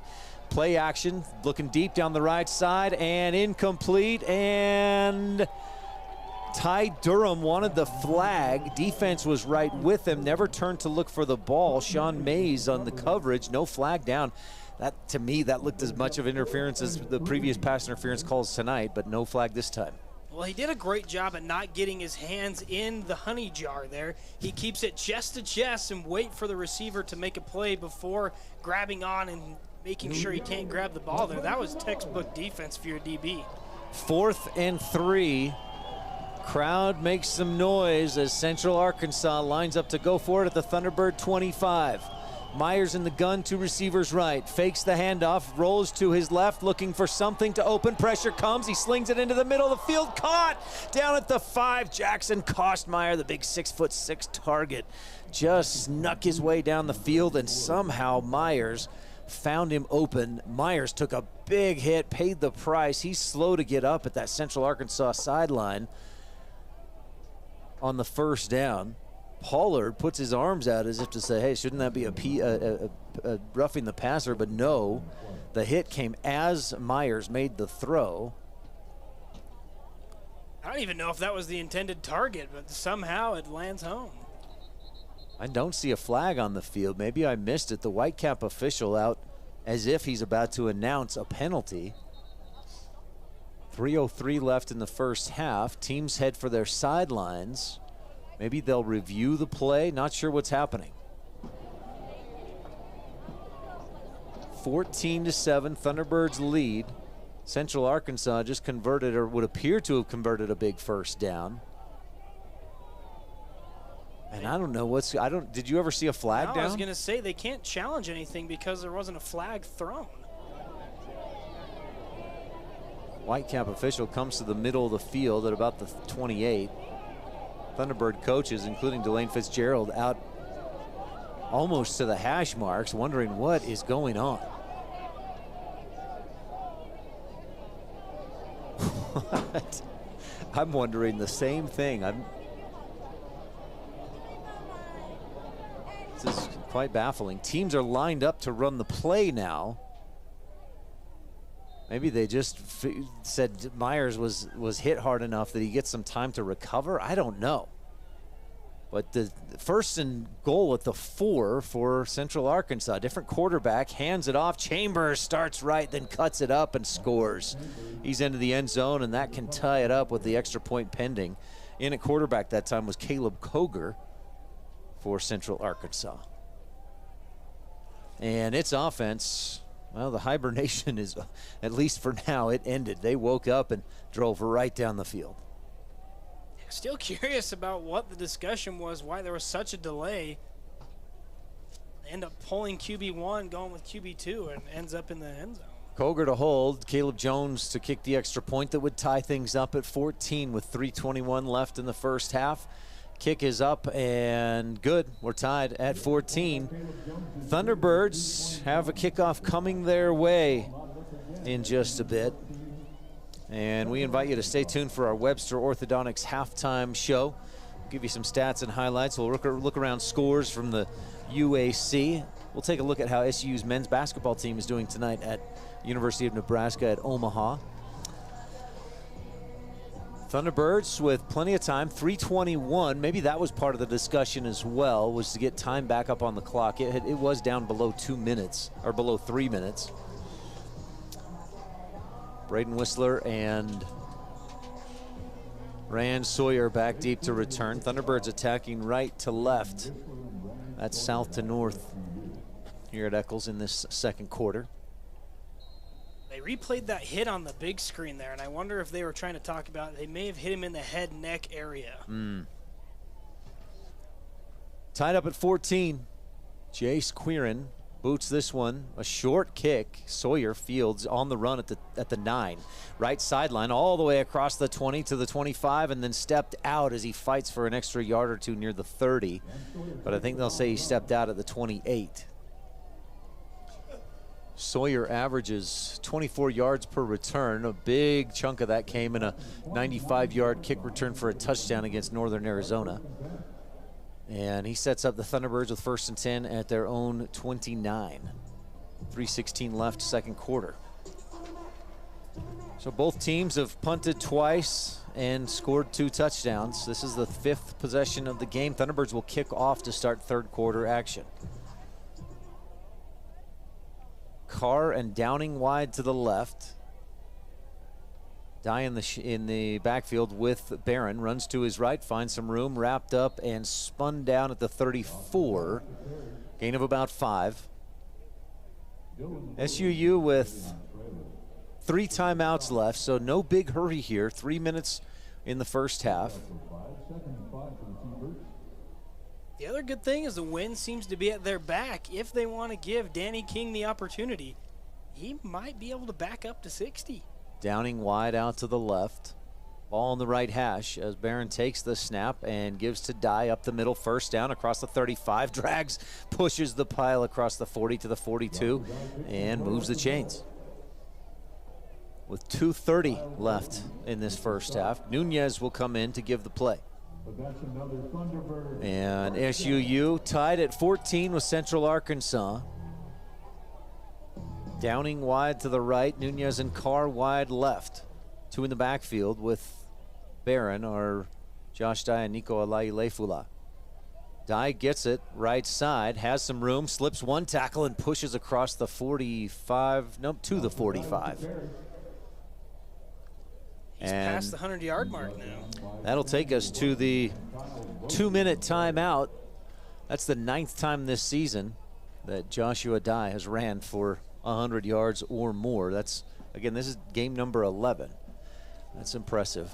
2-minute timeout, so we'll take a timeout as well. Second quarter, 14-14. Thunderbirds second and 7 rather, at their own 45 when we return on Thunder 91. Brought to you by Van Wagner from the Levitt Group and Auto Owners Insurance broadcast booth. Presented by Intermountain Health. Back in a minute.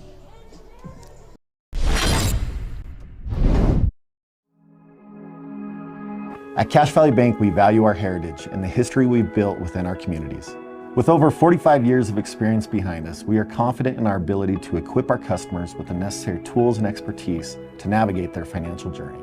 Whether you are ready to expand your existing business, embark on a new business venture, or are seeking better personal banking, let us help you reach new heights. Cache Valley Bank, mountains await.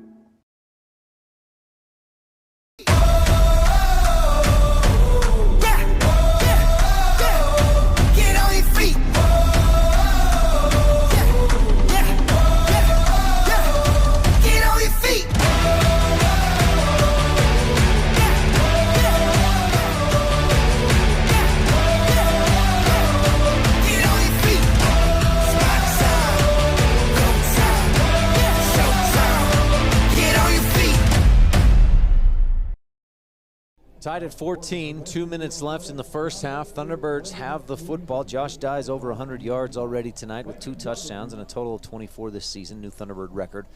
SUU started slow. They punted on their first 2 possessions, then they scored on their last 2 possessions. This is their 5th possession of the night. And Preston, how much of a hurry do they need to be in here? They've got 3 timeouts and 2 minutes to try and go 55 yards or at least get in field goal range.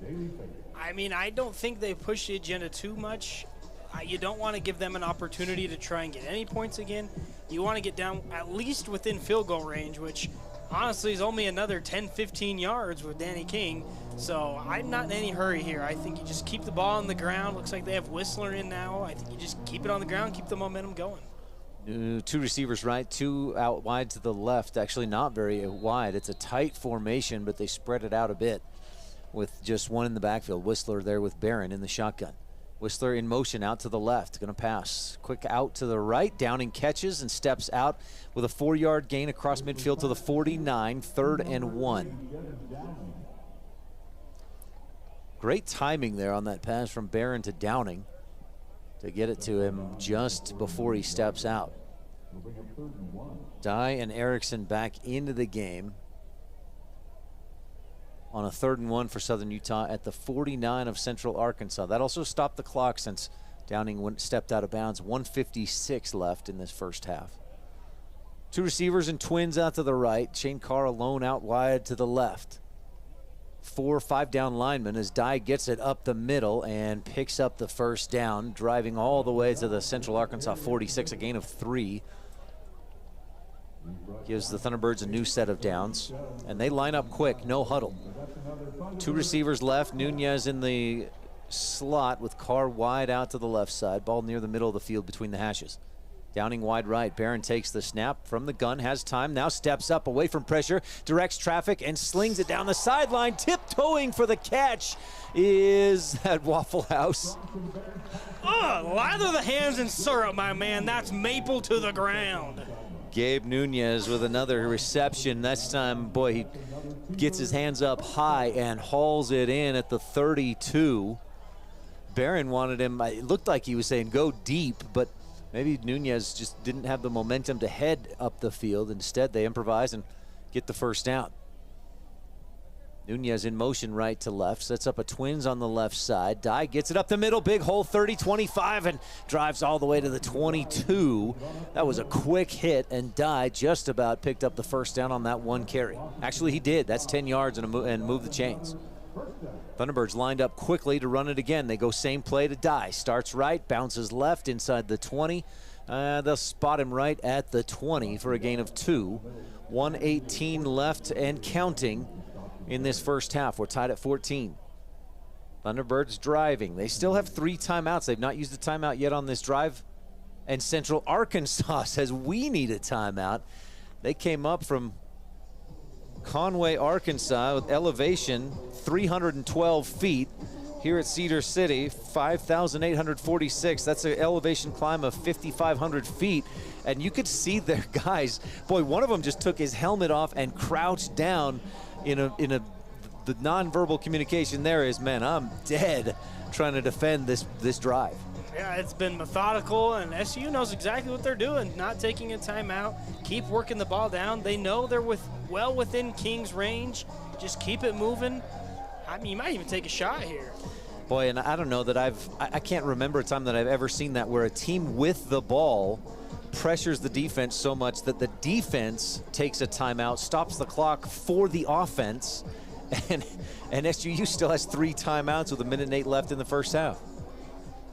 I think Coach Fitz will take that with a thank you note. It's a free timeout courtesy of the Bears. 2 receivers left, Bears, 1 receiver right.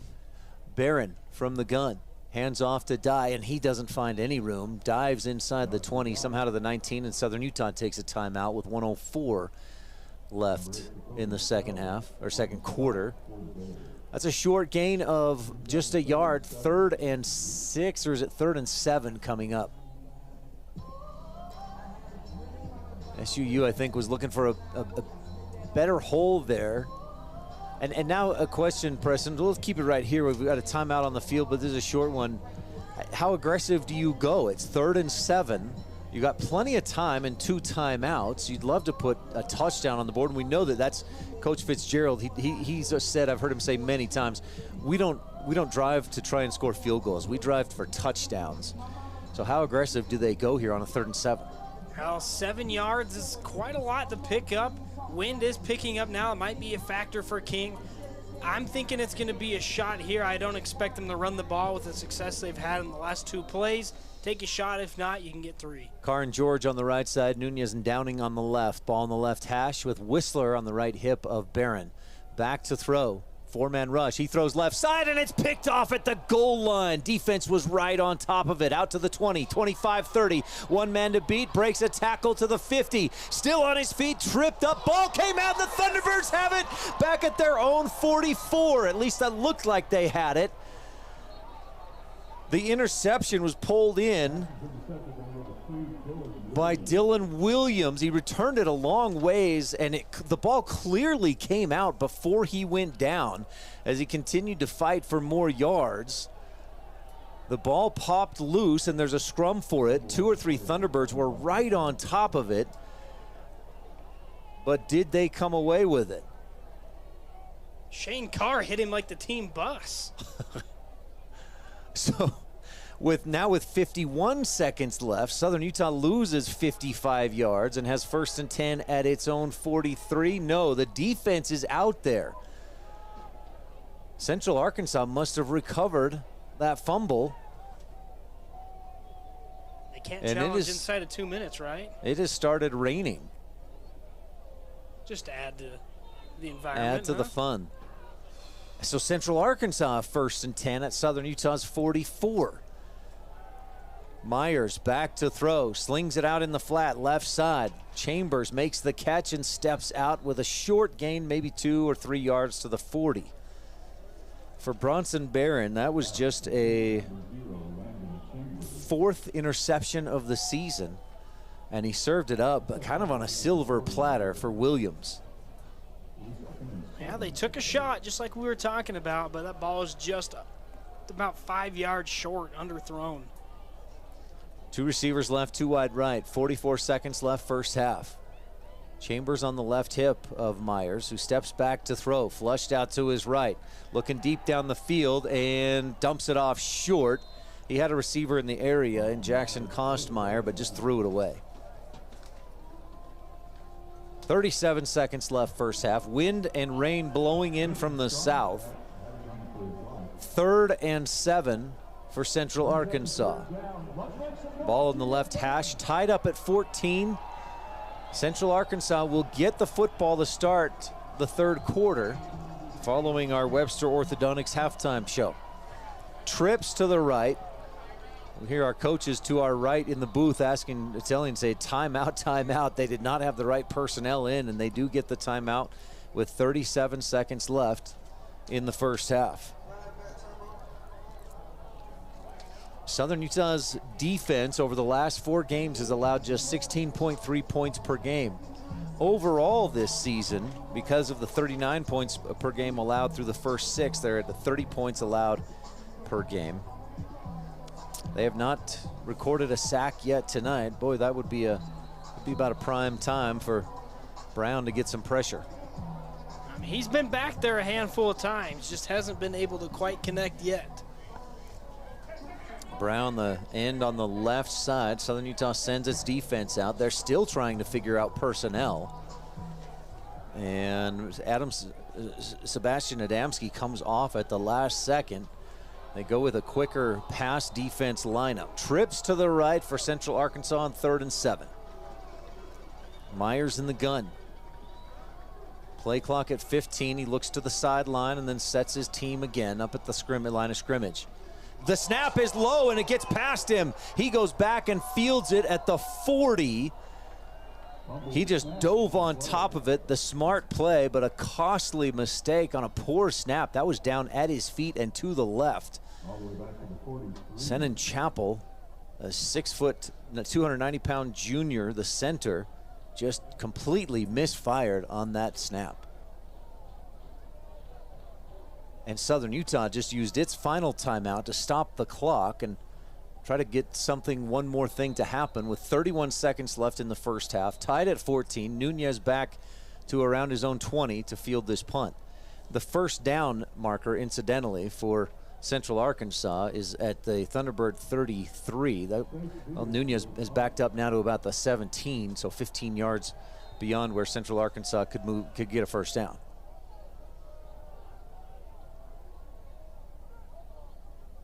Trace Beard on to punt. He gets off a very short one. The wind pulls it, but then it takes a Central Arkansas bounce to the sideline, out of bounds at about the 19. But there's also a penalty flag down. Thunderbirds put a lot of pressure on Beard, and this may be a roughing the kicker or running into the kicker. We'll see.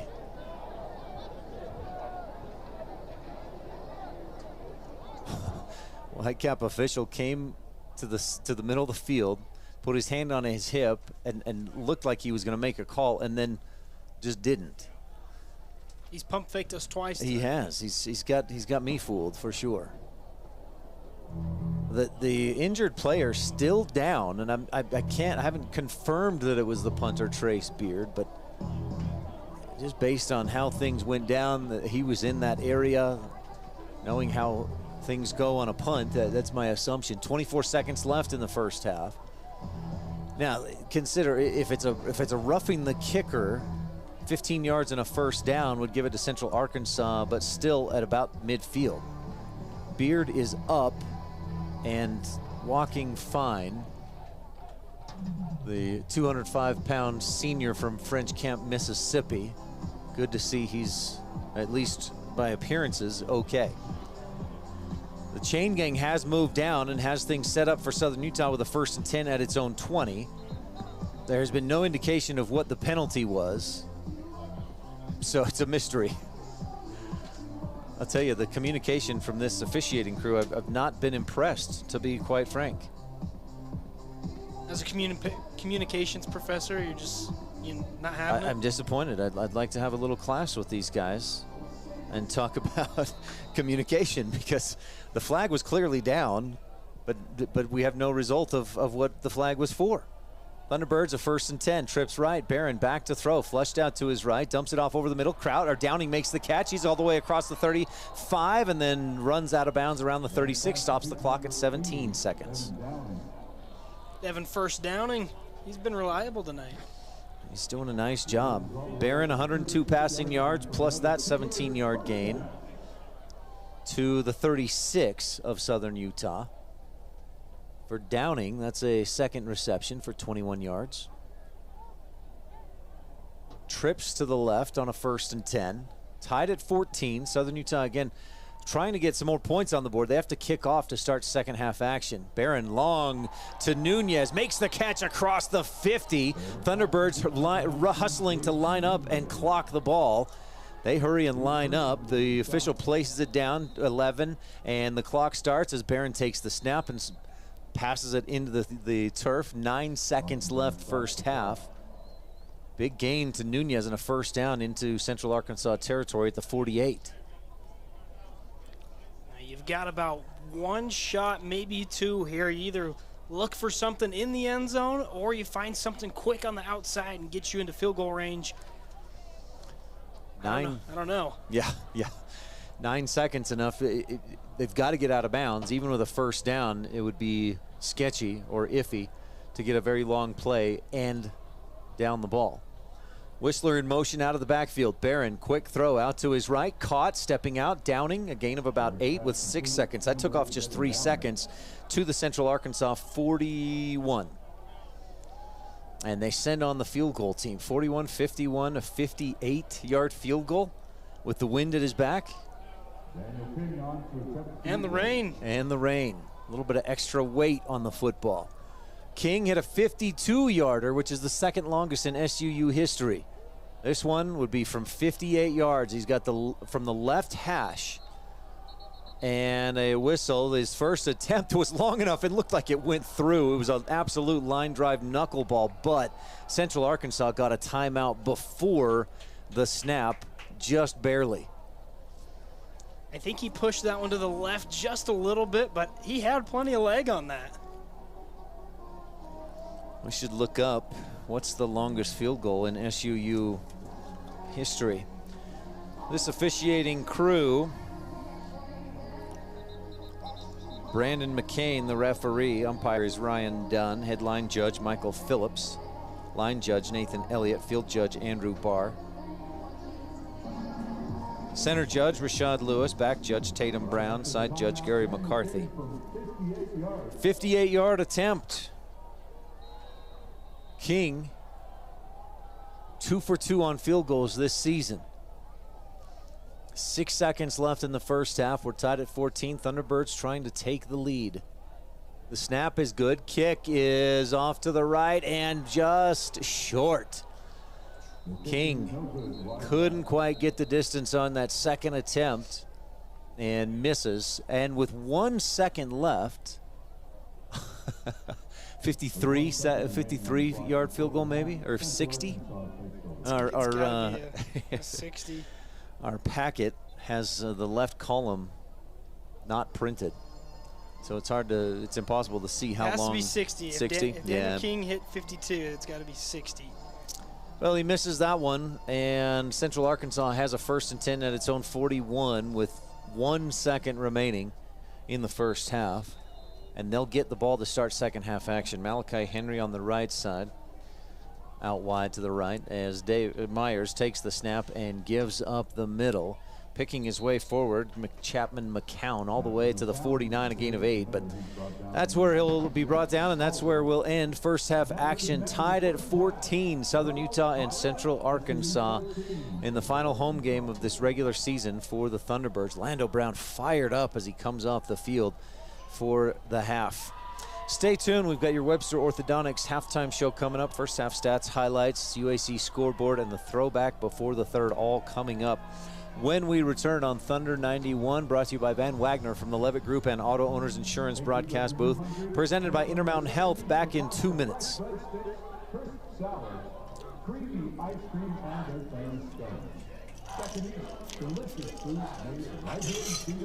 What?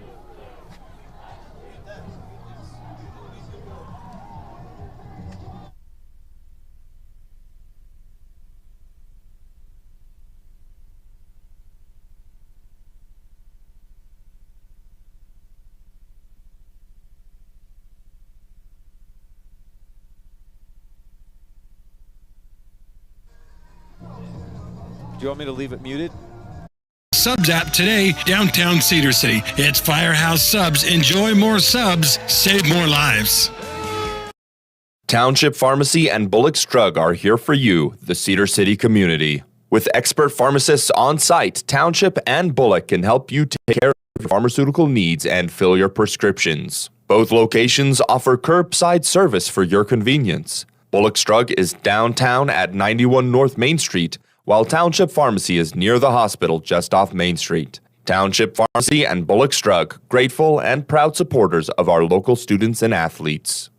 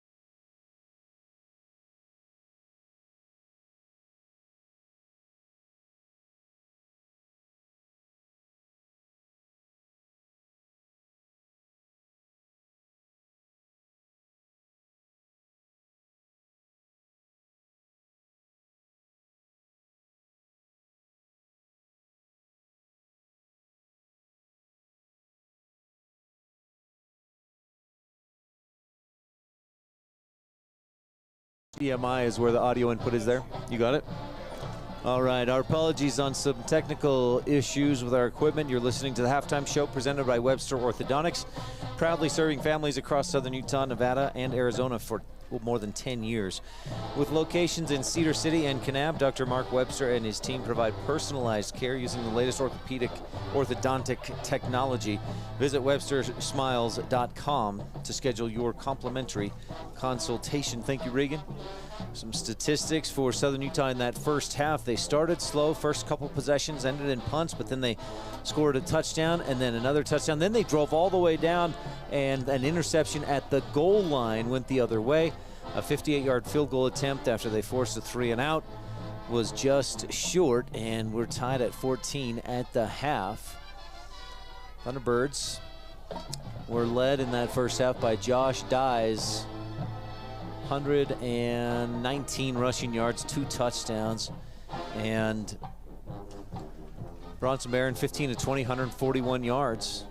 A pretty good first half, and that's a lot of offense to only score 14 points. Yeah, it was really just the one mistake at the end that kind of derailed everything that they'd been doing so well. I mean, they made all the right plays. They were getting out of bounds. They picked up the good yardage. Devin Downing was being electric, doing what he does. And then it's just untimely interception, just ruined things. Well, it was a fairly warm day, especially for the 15th of November, but the rain clouds came in, and it is raining and blowing in from the south. Not a pleasant situation for fans. It's not a heavy rain, but enough to make things wet for sure. Tied at 14 here at the half. And discover adventure in every season. Visit Cedar City for vibrant festivals, Red Rock hikes, and a thriving art scene. Then head up the mountain to Bryan Head for world-class skiing, biking, and cool alpine escapes. Come for the views, stay for the experience. Visit Brian Head. A lot of first downs in that first half for both teams. SUU with 124 rushing yards. Central Arkansas just 35 yards on the ground. And look at the disparity in total yards. Southern Utah 265, Central Arkansas 154. But all that doesn't matter. The scoreboard is 14-14. We're tied up. Yeah, I mean, it comes down to just execution. And while the Thunderbirds have had a much better electric offense, which we're used to seeing, they've just let up two scores. And sometimes you sit back here and you're looking at it and you're like, how did that even happen? They've been playing so well. The defense is getting pressure. The secondary's been pretty darn good tonight, and somehow we're still tied at 14. I know that they drove down the field, had the bad pick, but other than that, it feels like the Thunderbirds are doing a lot better than the scoreboard shows. Tied at 14, final home game of this regular season for Southern Utah. They'll take to the road next week at North Alabama, a game we'll have here on Thunder 91. That's an earlier game, pregame at 11:30, kickoff at 12 o'clock, and then we'll have Thunderbird men's basketball that night when they host the Nobel University Knights at 6:30 p.m., also here on Thunder 91. Again, here at the half, we're tied at 14. We'll take a timeout. We'll have the UAC scoreboard and a few more stats when we return on this halftime show presented by Webster Orthodontics on Thunder 91, brought to you by Van Wagner from the Levitt Group and Auto Owners Insurance broadcast booth presented by Intermountain Health. Back in 2 minutes. Here at Culver's, we're known for our fresh, delicious food. What most of you don't know is for the last several years, we've been training Southern Utah's most elite basketball players. Sometimes they need instruction, and that's where I step in.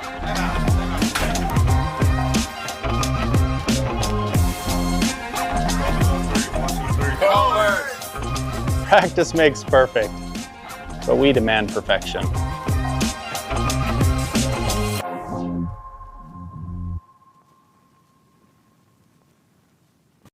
Bradshaw Chevrolet Buick is Cedar City's original hometown dealership. Family owned and serving the area since 1931. Obviously, they're doing several things right. Bradshaw Chevrolet Buick is your full service dealership. Sales, service, body shop, detail shop, and their service department stands behind what they sell. And what they sell is a large selection of new and GM certified used vehicles.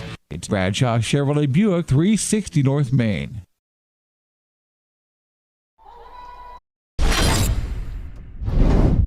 Brad's Food Hut is your go-to family-owned traditional fixture in Cedar City. Brad's has options for everyone with burgers, chicken sandwiches, fish and chips, soft drinks, shakes, and more. Want to grab your food on the go? You can call ahead and they'll have your order ready for you at 586-6358. That's 586-6358 for Brad's Food Hut at 546 North Main Street in Cedar City. Brad's Food Hut is proud to support our local athletes and students. Visit Cedar City. Brian Head is thrilled to welcome you to Cedar City, your ultimate base camp for adventure and sports.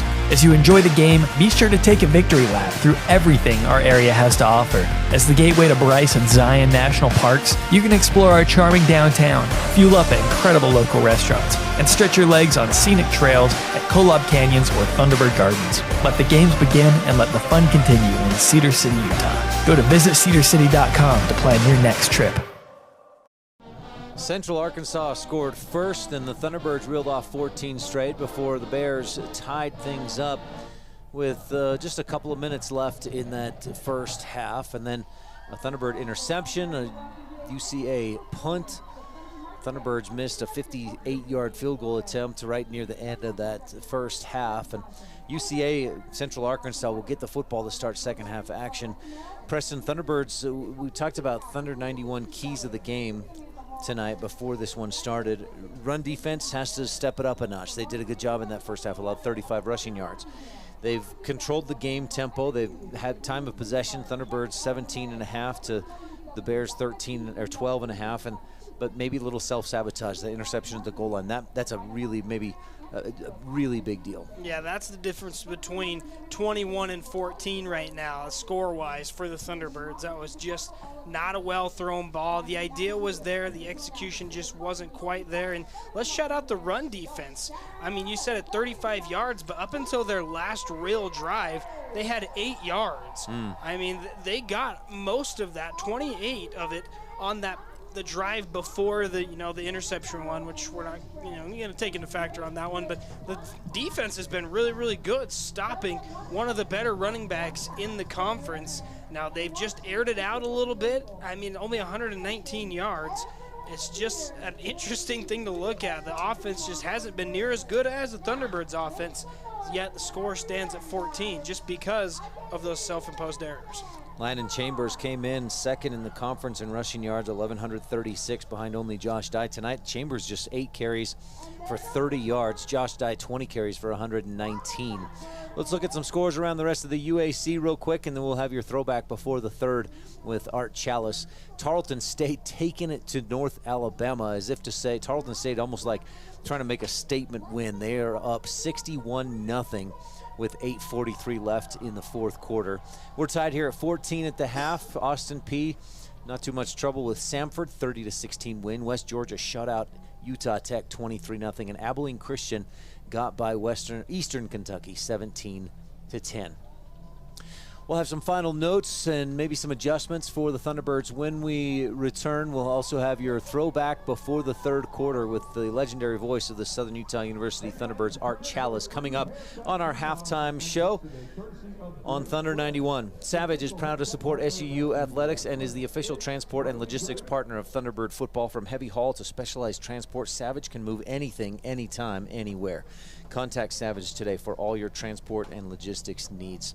This is Thunder 91 football, brought to you by Van Wagner from the Levitt Group and Auto Owners Insurance broadcast booth, presented by Intermountain Health. Back in a minute.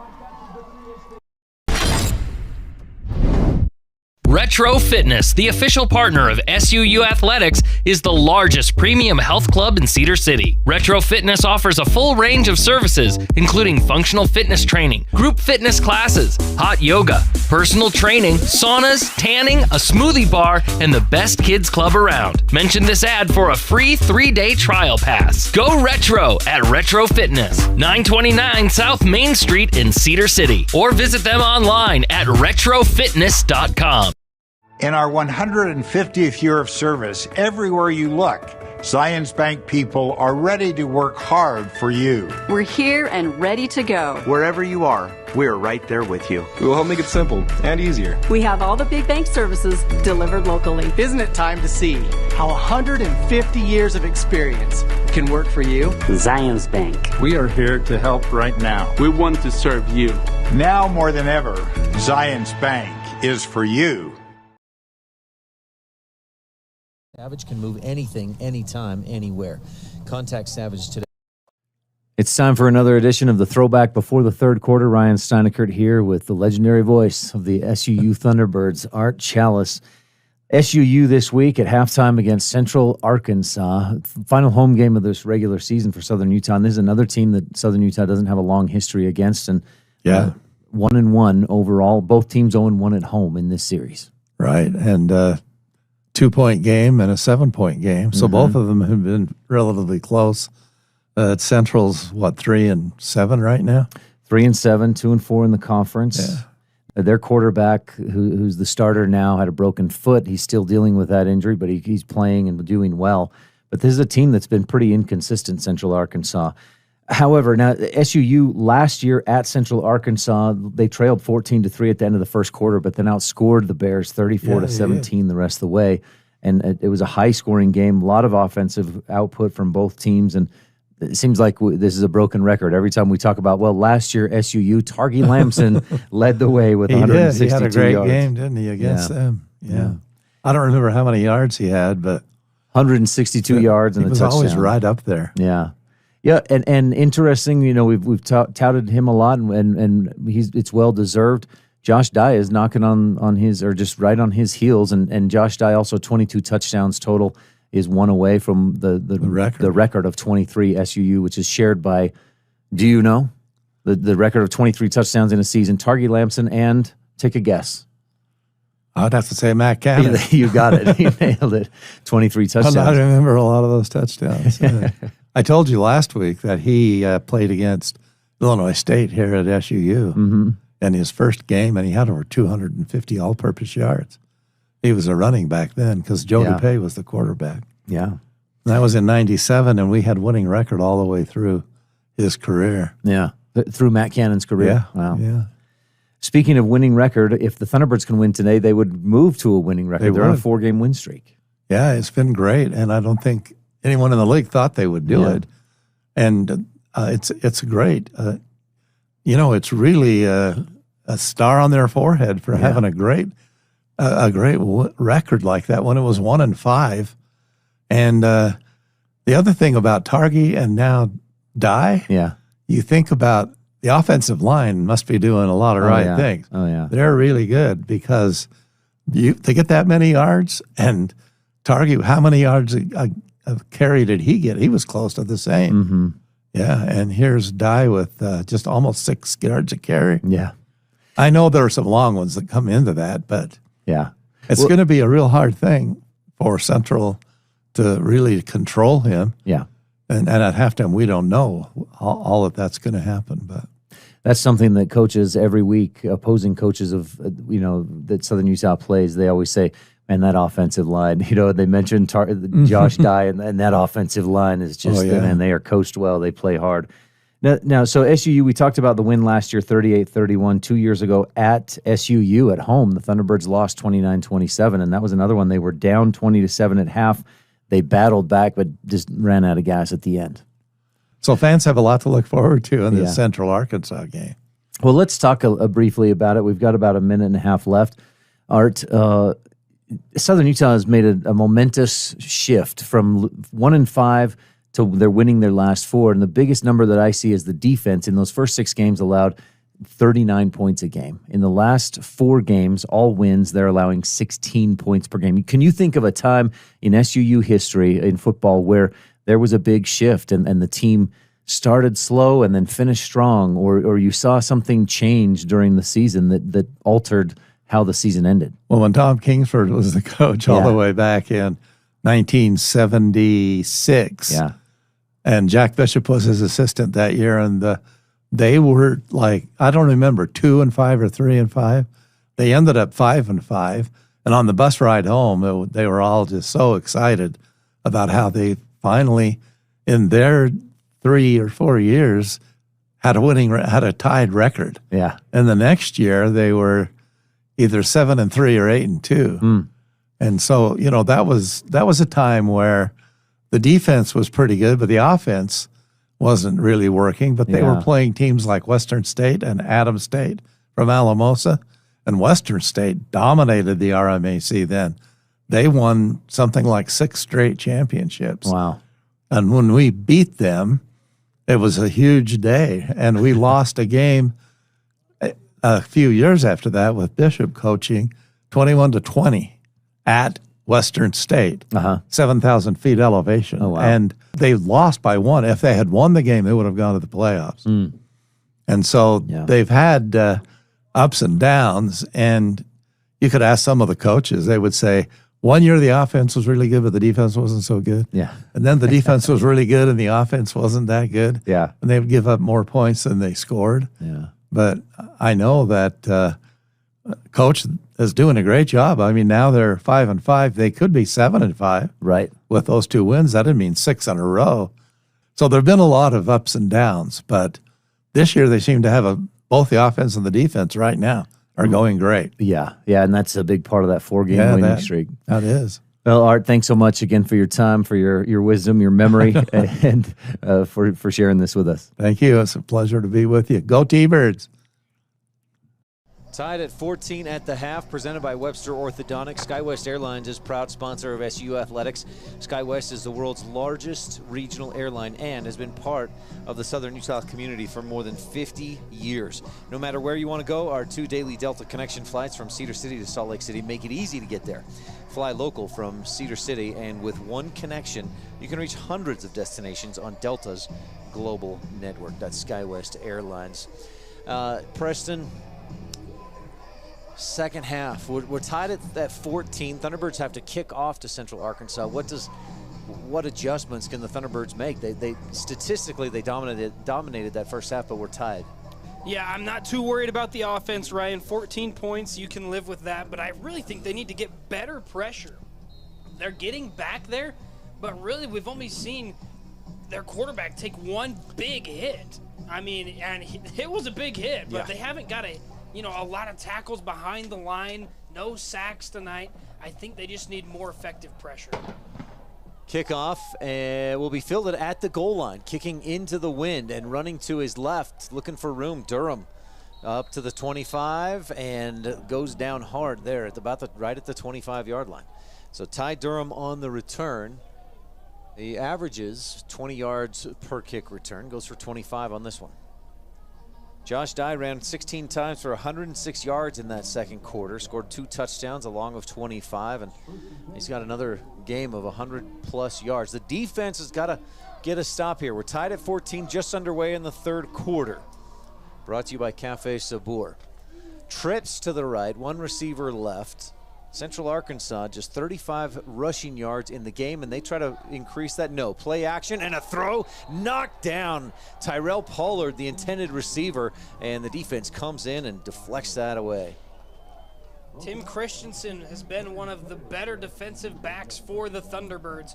Christensen does a nice job there, positioning himself in a great spot to be able to break up that pass. His 5th breakup of the season, pass breakup of the season. Christian from Akron, Ohio, a redshirt senior. One of the 18 seniors on this squad playing final home game at SUU. Play action, and Myers has to throw it away. He's hit big-time pressure coming right off the left side from Henry Harper. There's that pressure I wanted to see. I wanted to see a lot more of them affecting the quarterback in the backfield. They do a great job there. Henry Harper, a defensive end for this team. Last year was a free safety, finance major here at SUU, and put on some weight and moved to that defensive end position. Got some big pressure there. That's his 4th QB hurry of the season. 3rd and 10 on the incompletion. Myers from the gun. Chambers moves to his right hip. 2 receivers out wide to the right, and delay of game. Did a flag fly, or did Central Arkansas take a timeout?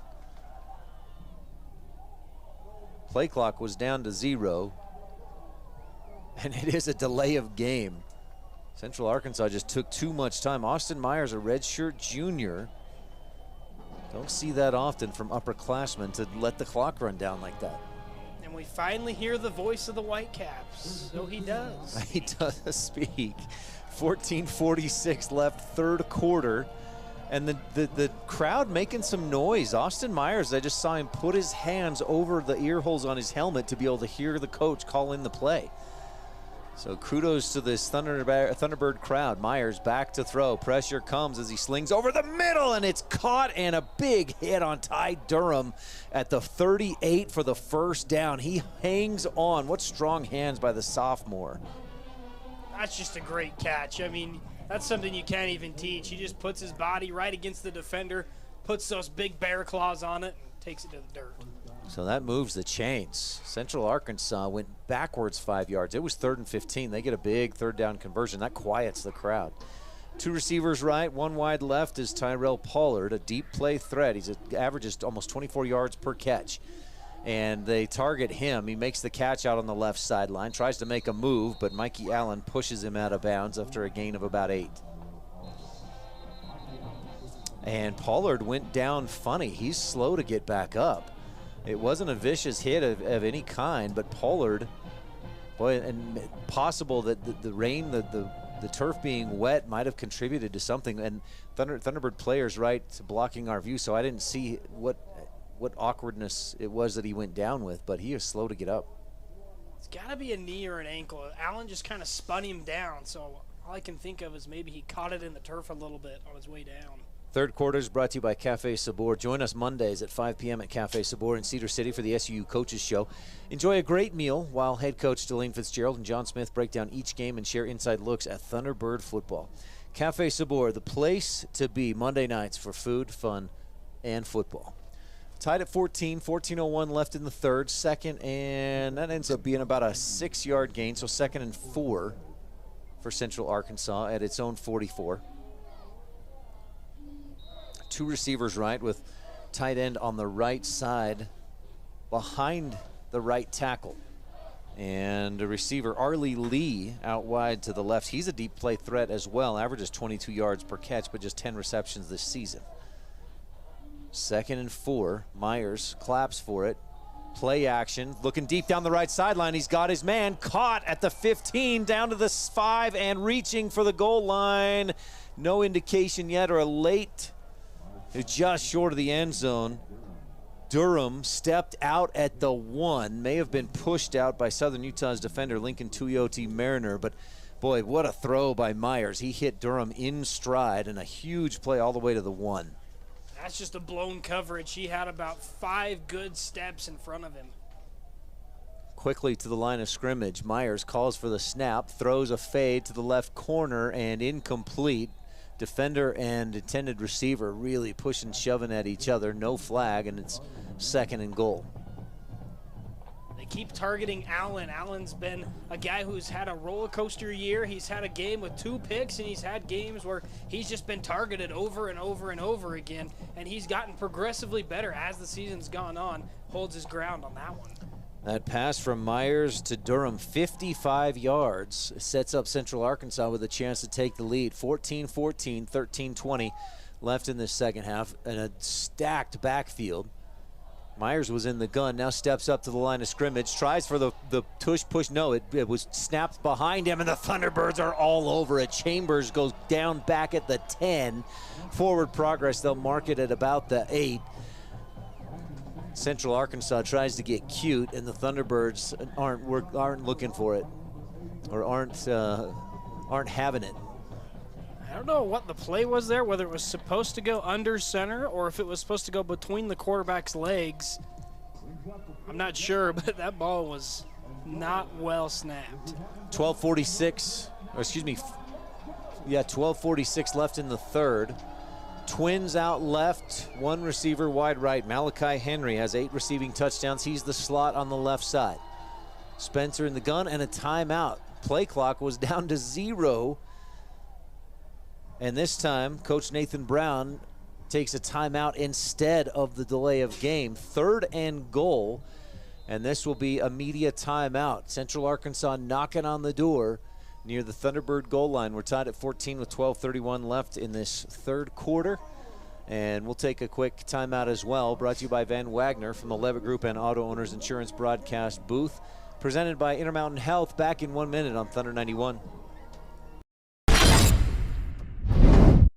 Retro Fitness, the official partner of SUU Athletics, is the largest premium health club in Cedar City. Retro Fitness offers a full range of services, including functional fitness training, group fitness classes, hot yoga, personal training, saunas, tanning, a smoothie bar, and the best kids club around. Mention this ad for a free 3-day trial pass. Go retro at Retro Fitness, 929 South Main Street in Cedar City, or visit them online at retrofitness.com.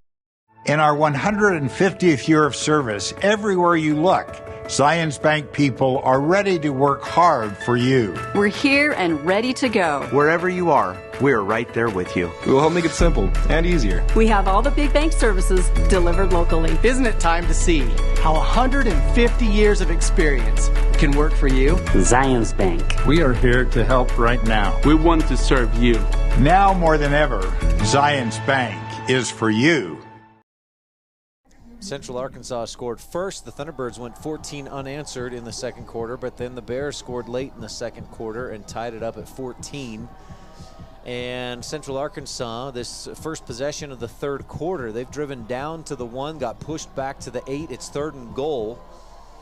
And what could be a critical moment with 12:31 left in the third. Preston, we didn't get a chance to talk. Well, actually, we did. You said you wanted to see the defense get a little more pressure on the quarterback. Myers stepped back and launched it 55 yards to tie Durham moments ago to set up this red zone possession in the red zone for Central Arkansas. Yeah, and they got the pressure the previous 2 snaps, and I think I didn't want them to trade their defensive, stability for the defensive line pressure. They sold out a little bit. They're going to get a stop here, right? We'll see. Twins on the right side. Pollard back in there on the left wing, I believe. No, that's not Pollard. He went down awkwardly earlier. That's Tristan Edward out wide to the left. He has just 5 receptions this season. He goes in motion left to right on 3rd and goal at the 8. Trips to the right. And Myers looking to throw, rolling to his right, still looking, and down the sideline he'll step out around the 6. He gets hit late, and a very late flag flies in. That was an extremely late flag. It did look like a late hit. Took a while for the official to get that flag out of his pocket, I guess. And that's unfortunate. Thunderbirds had gotten the stop.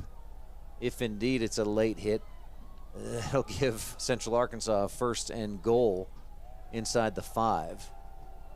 Now Meyer was continuing to run. It may have been that, he tried to pull up and not make the hit. I don't think that's a late hit. He was going forward.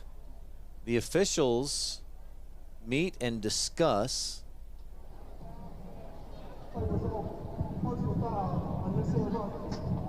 A personal foul, unnecessary roughness is the call against Southern Utah. So that's an automatic 1st down. Central Arkansas, and the penalty took place at about the 6, so they walk it down to the 3 for this 1st and goal. Southern Utah had a goal line stand in the first game of the season against Idaho State, and they look for another one 3rd quarter against Central Arkansas. Myers in the gun. Hands to Chambers, running left, and he jumps one defender and rolls into the end zone for the touchdown. Central Arkansas back on top, 20-14. Go ahead. I was say, I know there's nothing we can do about it, but I don't know. I just didn't like that call. I thought the quarterback tried to get some more yards going upfield. And at some point, you got to understand these guys are all playing football still. I think if that's anybody but the quarterback, they don't get that call there. Just rather unfortunate for the Thunderbirds. Is that a little Pat Mahomes treatment? It might be. Caleb Jones on to kick the extra point that would put Central Arkansas up 21-14.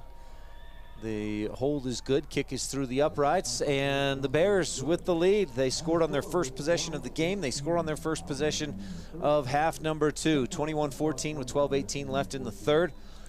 No car, no problem. St. George Shuttle has you covered. They have reliable rides from Cedar City down to Vegas and up to Salt Lake and everywhere in between. Check out St. George Shuttle today. On time, every time. More Thunderbird football. They'll get the ball on the kickoff when we return from Van Wagner and the Lovett Group and Auto Owners Insurance broadcast booth, presented by Intermountain Health. Back in a minute on Thunder 91.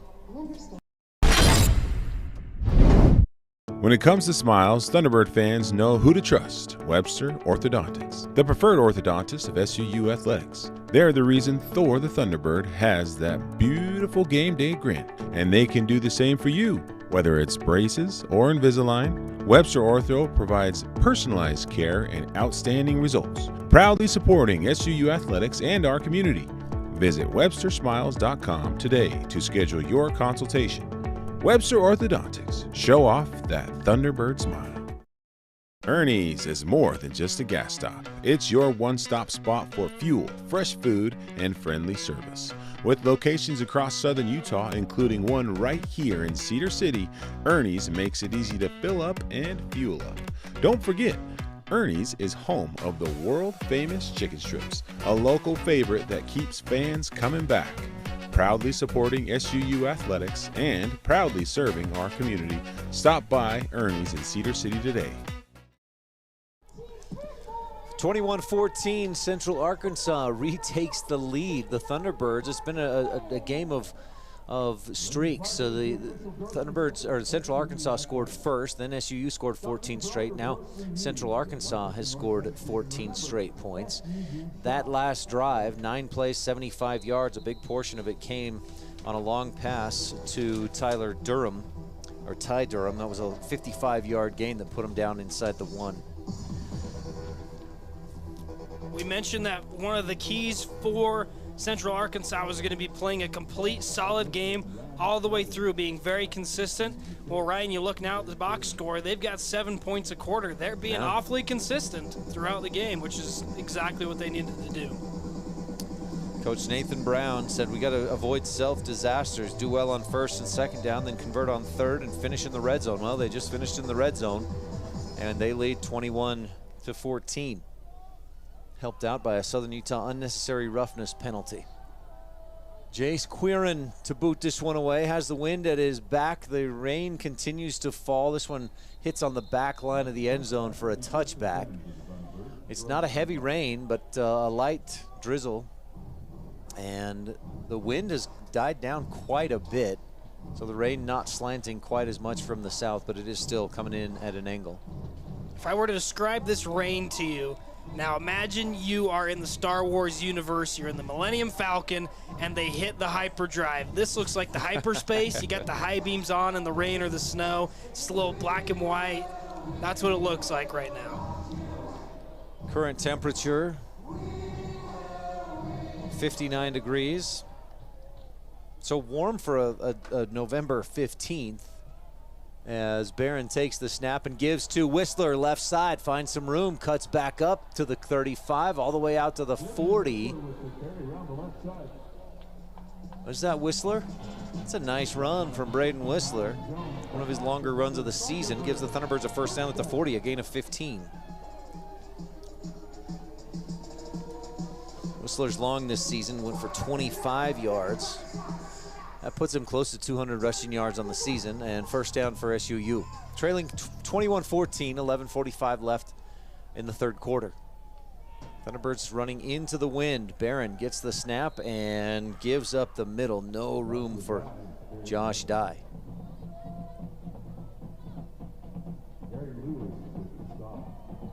Despite the rain, the torch at the south end of the end zone is still going strong. Rain coming down a little bit harder in this last couple minutes. A lot of umbrellas out. A lot of others just, I'll get wet. 11:13 left, third quarter. 21-14 Bears with the lead. Central Arkansas on top. 2nd and 10. No gain on that last play. Nunez in motion left to right. Barron takes the snap and gives to Dye. Breaks a tackle, 50, still on his feet across the 50 and down to the 47. Finally brought down. That's a first down and more. Dye up around 130 rushing yards with 2 touchdowns tonight. Got a good hole on that right side. They say a lot of times in NFL and college, if a good running back has to make the first guy miss and then we'll find some room. Dye does that so well. And Coach Nathan Brown of Central Arkansas, I'll tell you in a second, trips to the left as Barron gets the snap and gives to Dye. Can't make that first man miss this time, but pushes him back for a gain of 2. Coach Brown says that one of the things that makes Dye so dangerous is that he sets his blocks up extremely well. He kind of stretches things out, and then he's so quick to cut and boom, pick up 5, 10 plus yards. I'm sure Coach Brown knows a lot about everything that happens in the backfield. A 3-time All-American, and he was the first player from Central Arkansas to compete in the Senior Bowl. Wow. Trips to the left on 2nd and 8. Is that Will Burns in at quarterback? Yeah.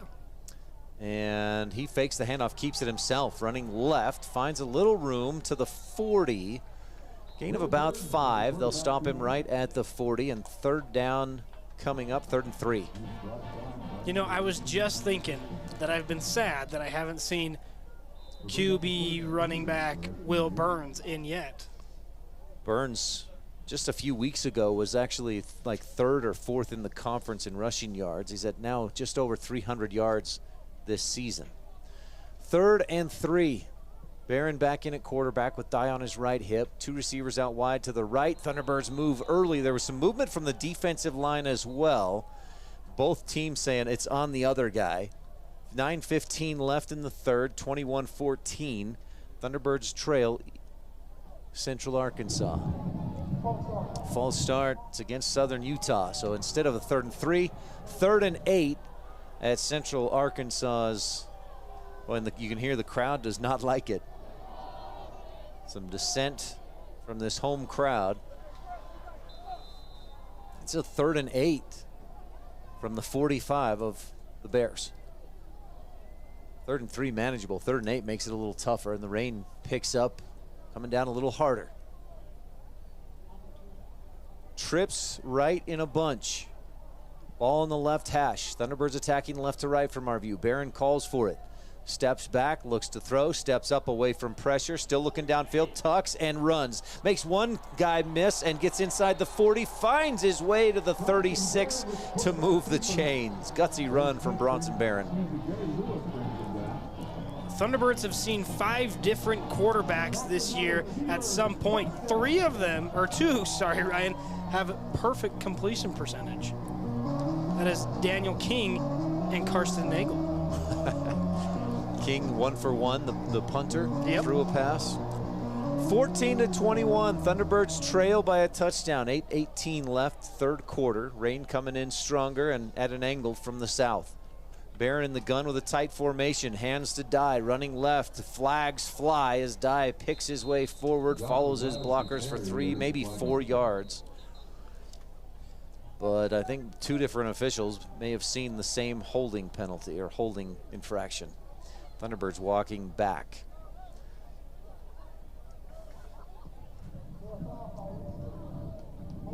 Holding it is against Southern Utah. A few more They also have a penalties. personal foul. Oh, wow. So offsetting. Personal foul against the defense. I always find it interesting. A hold penalty is 10 yards. A personal foul is 15, but they offset somehow. So 1st down and 10. Thunderbirds will replay 1st down. Offsetting. This is interesting. That run must have got. Didn't Barron pick up a 1st down at like the 39? Now it's 1st and 10 at the 36. Low snap. Barron goes down and gets it. Hands off and diving right up the middle is Josh Dye. A gain of about 2, maybe 3 to the 33. There wasn't much room there, but he just kind of dove through the middle.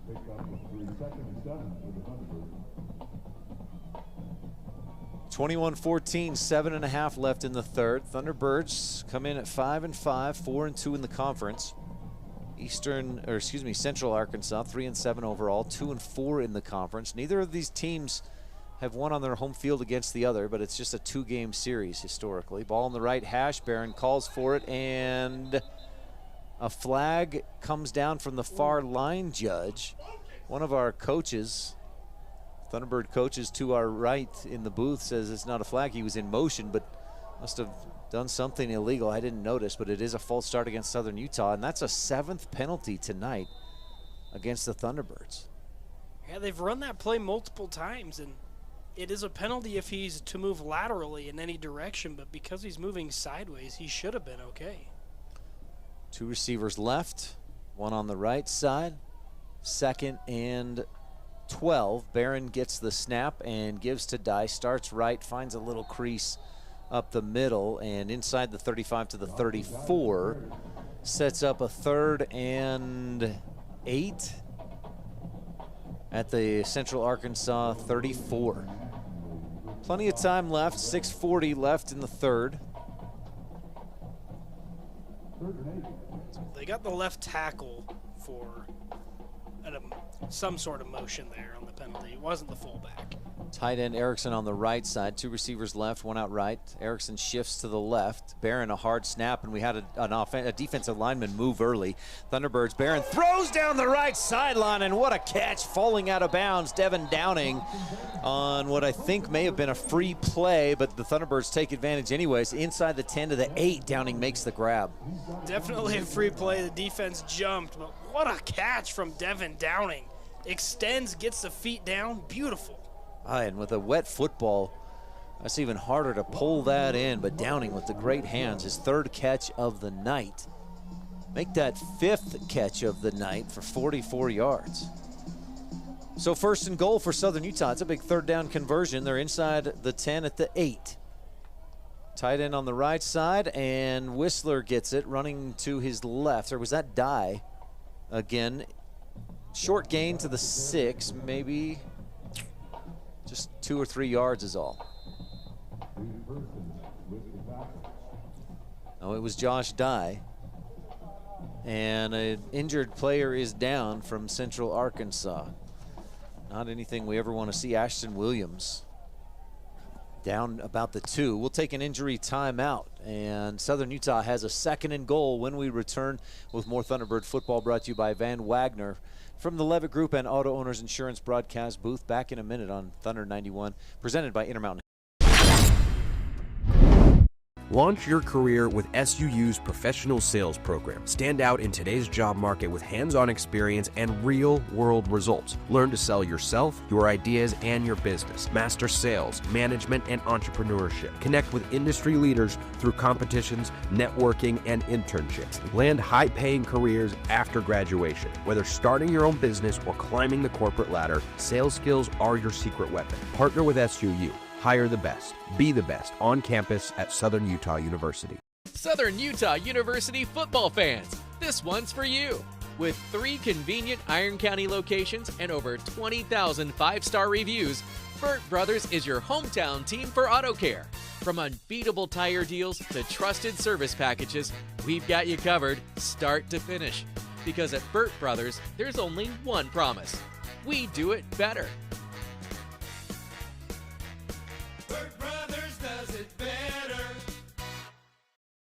21-14, Central Arkansas with the lead, but the Thunderbirds are knocking on the door. Looking to sharpen your skills and become a true sales professional? Check out the SU Professional Sales Program, helping students and future leaders build confidence and close deals. SU Professional Sales, where careers in sales begin. The Thunderbirds trail by a touchdown, 5:58 left in the 3rd. And this is an interesting Central Arkansas in wins this season. Their opponents have scored 17, 17, and 21 points. So when they hold their opponents to 17 to 21 points, they've only lost once. That was at West Georgia. They lost 18 to 17. In losses this year, the Bears are allowing 41 points per game. So right now they're on pace for the winning recipe so far this season that they've had. But Southern Utah knocking on the door. They've got a 2nd and goal at Central Arkansas's 7. Wind has let up for the most part. A little bit of wind coming out of the south, but the rain continues to fall. A 2nd and goal for Southern Utah. Bronson Barron in the gun. 1 receiver wide left, double tight end set. And Dye on the left hip of Barron, who takes the snap and gives to Dye. Josh bounces right side, gets around the corner, dives for the pylon, but he stepped out to try and lunge forward at the 3 is where he stepped out. 3rd and goal coming up. He's so fast. It doesn't look like there's any chance he can get the edge, but then he does. If he has an extra 6 inches on that sideline, I think he scores a touchdown. Ball in the right hash. Thunderbirds attacking left to right for the next 5:23 of the 3rd quarter. SUU trying to tie things up against the 3-7 Central Arkansas Bears. 1 receiver wide left. Iko Alai-Lefaleula in motion. Dye goes up the middle on the handoff, and he's in. Touchdown. Thunderbirds can tie it up. Josh Dye extends his single-season rushing touchdown record with another one.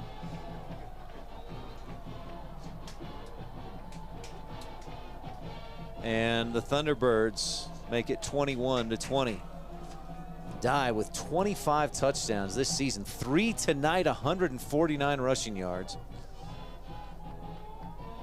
And he got a great push from the offensive line. He was 3 yards down the field before any defender could even touch him. 5:10 left in the 3rd. The hold is good. Kick up and through the uprights. There's a Pizza Hut truck clear over there, a trailer selling Pizza Hut that King might have just, or Jaden Rogers might have just hit. 5:10 left, 3rd quarter. The Thunderbirds tie it up. Nice drive there to keep things close. 12 plays, 75 yards, 7:08 off the clock. And Southern Utah tied up with Central Arkansas. The Thunderbirds started the season with a win against Idaho State and then lost 5 straight, 3 of those by just 3 points each, 1 in overtime. And then since then, they've gone on a 4-game win streak. They took a bye on October 11th and then beat Abilene Christian, Utah Tech, Austin Peay, and Eastern Kentucky, and they just tied things up with Central Arkansas, 21-21. 5:10 left here in the third. You working on your dance moves over there? I am. Kickoff, 5-6 yards deep in the end zone. Wind has been blowing mostly from the south tonight. It's let up for the most part, but still coming in a little bit. Danny King not worried about it. Still boots it 5 yards deep for the touchback. Saturday night, if there's not an SUU football game, what are you doing, Preston? Oh, I checked to see if there's basketball. Uh-huh. Go to that. Okay. Been going to rodeos as of late. This weekend, next weekend, I'll be at the Dixie 6 rodeo. Whatever I can. That's what I do. What do you do? On a Saturday night, hang out at home, try to get chores done so that I can watch the football game or something at night.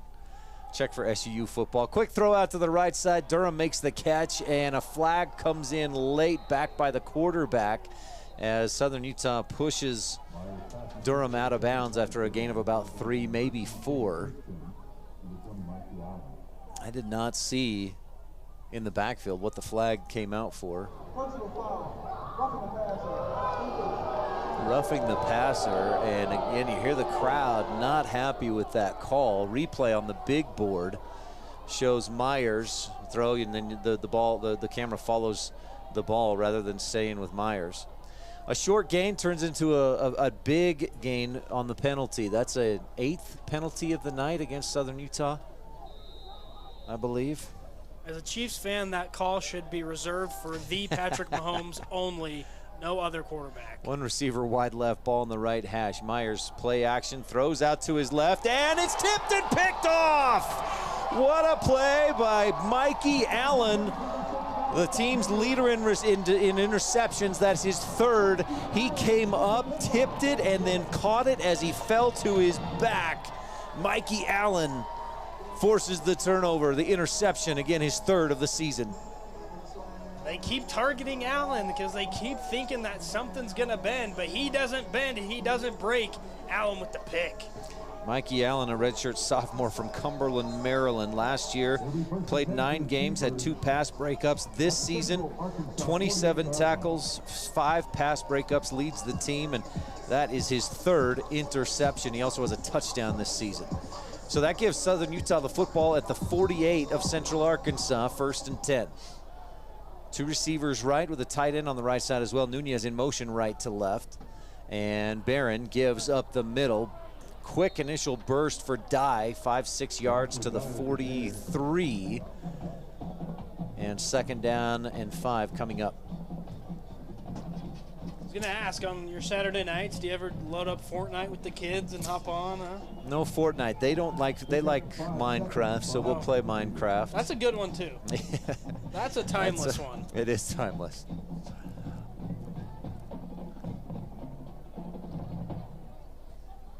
Or, maybe take my wife on a date. I didn't do that this week. I'm going to be in trouble. 4:10 left, 3rd quarter. Barron calls for it and hands off. Dye running left, tripped up. He was slowed and then tripped up and into the backfield. Some good defensive penetration. Bradley Clark, the 320-pound senior from Pine Bluff, Arkansas. Dye got back to the line of scrimmage. Brings up a 3rd and 5. 21-21, just under 4 minutes left in the 3rd. Haven't heard from the Salmon yet tonight, Preston.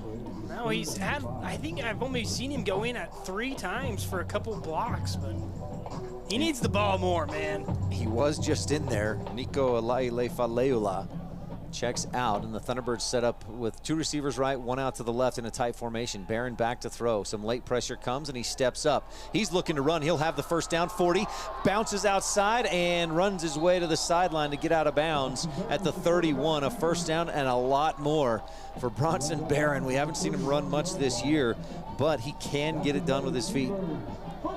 Couldn't tell if that was number 10 or number 4. That job's Will Burns, man. Bronson, we need you. Stay healthy, my man. Barron, if you take away sack yardage, he's actually run for about 125 yards this season. But he's got negative yardage because of those sacks. In college football, that being sacked goes against your run statistics. So 1st and 10, Southern Utah at the 31 of Central Arkansas. Twins to the right, one receiver left. Thunderbirds attacking left to right from our view. Barron, play action, throws over the middle. He's got Dye, and it was deflected and thrown and ended up way low on the turf in front of Shane Carr, who was running a deep slant and had a couple steps on his defender. Unfortunate there. If he hits Carr in stride, that's 6 quick points. Yeah, there's just a lot of big bear paws up front. That's a big defensive line. Well, you said it. Bradley Clark, 6'2", 320. Jalen Spencer, 6'2", 290. Reed Jones, 6'3", 300 pounds. The baby bear is Travion Taylor, 6 foot 280. Dye right side, big hole, he's just tripped up at the 22. And if he doesn't get tripped up right there, he's got 6. But Ashton Williams gets a shoelace, and Thunderbirds will face a 3rd and 2. At the 23 of Central Arkansas, time running down in the 3rd quarter. We're tied at 21. 2:15 left to play in the 3rd. Thunderbirds taking their time. Josh Dye with 154 rushing yards, 3 touchdowns. Twins out to the right, ball on the right hash. 3rd and 2. Barron takes the snap, gives to Dye up the middle, 1st down, and sidesteps his way forward for a couple more to the 18. And again, that offensive line doing its job. They open holes, and even when they know, Central Arkansas knows that Thunderbirds are giving it to Dye right there, and they can't stop it. The linebackers have done a great job tonight because Dye is blowing past the defensive line, getting back there to that 2nd wave of tacklers, and they're doing everything they possibly can, but it's just barely by their fingertips that they're stopping him right now. Nylan Jones, Ashton Williams getting their fair share of work. Barron takes the snap, fakes a pitch. He's got 3 guys wide open. Nunez at the 5, and he's hit hard out of bounds around the 3. He goes down hard. That was a pretty vicious hit by Dylan Williams. Nunez pops up a 1st down and 1st and goal for Southern Utah at the 3 of Central Arkansas. The Bears struck first. Southern Utah scored 14 straight. Then Central Arkansas scored 14 straight. Southern Utah was the last to score, and they're knocking on the door. 3 in the backfield behind Bronson Barron. Now they shift. Barron backs into the gun. 2 tight ends move to the left, including Ed Riley. And the handoff up the middle. Dye drives forward, dives, and the line judge comes in, marking him just short of the end zone. Needed 3, got 2.5. I wish they could have had a better angle there. He stretched. I don't know where the knee went down, but I don't think it takes too bright of a man to guess what kind of play is coming next. 2nd and goal, about the length of the football from the tip of the ball to the goal line is what the Thunderbirds need to get to retake the lead. Riley and George on the left side. Barron in the gun. Everybody right on the line. Give to Dye. Nope, Barron keeps it himself and walks into the end zone. Not a single defender was even looking at him. What a great play call. The Thunderbirds just fooled everybody in the stadium except themselves, and they retake the lead. Barron walked in backwards and does a little shuffle. I think he was a little surprised. He got to the outside. He's like, am I wrong? This is right? There was a play where Peyton Manning kind of did the same thing and gave a play action and ran around the left side. That was probably 20 years ago, but Barron, boy, what a play fake. Everybody thought Dye would get it, and instead Barron walks in, and the Thunderbirds have scored 14 straight and taken the lead. Extra point is good. Jaden Rogers kicks it through. Thunderbirds on top, 28-21, 4 seconds left in the 3rd quarter.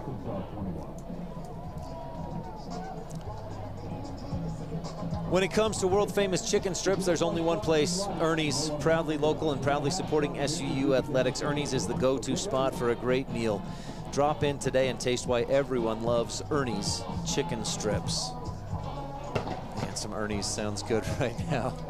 Some crispy chicken strips with some spicy ranch. Ooh. Well, Preston, I just can't. I got to go back to that play call again. That drive, 9 plays, 48 yards, takes 4:45 off the clock. And again, with Dye 3 touchdowns already tonight, Central Arkansas was keying in 150% on Dye getting the ball. Yeah, I think that Barron wanted to take that ball himself because he didn't want the record to get too far ahead, because they're hoping that will come back next year and break it again. Kickoff is 2 yards deep in the end zone for a touchback, again into the wind. Rain has let up quite a bit. I have old eyes, Preston. Is it still raining? Just a little bit of sprinkle? I think it's done. If there's any, it's just like a mist machine. Here's the thing. You said the Bears were hibernating earlier, and then they scored a touchdown. So if you say the rain is done, that makes me worry it's going to start like a cloud burst and pouring down here in a minute. Ryan, I'm down here on the sideline, and it's absolutely pouring. True receivers out to the right. Man in motion is Durham, and they give to Chambers up the middle. Nice big hole. Starts left, picks his way forward, still on his feet, spins across the 40 all the way to the 45. Chambers showing why he's second in the conference in rushing yards. Tough to bring down on that carry. And great balance. That takes us to the end of the third quarter. Thunderbirds on top, 28-21, with 15 minutes left to play in this football game. Final home game for the Thunderbirds. Senior night at Eccles Coliseum. The Thunderbirds lead by a touchdown. And Central Arkansas has a 1st and 10 at their own 45 when we return on Thunder 91, brought to you by Van Wagner from the Levitt Group and Auto Owners Insurance broadcast booth, presented by Intermountain Health.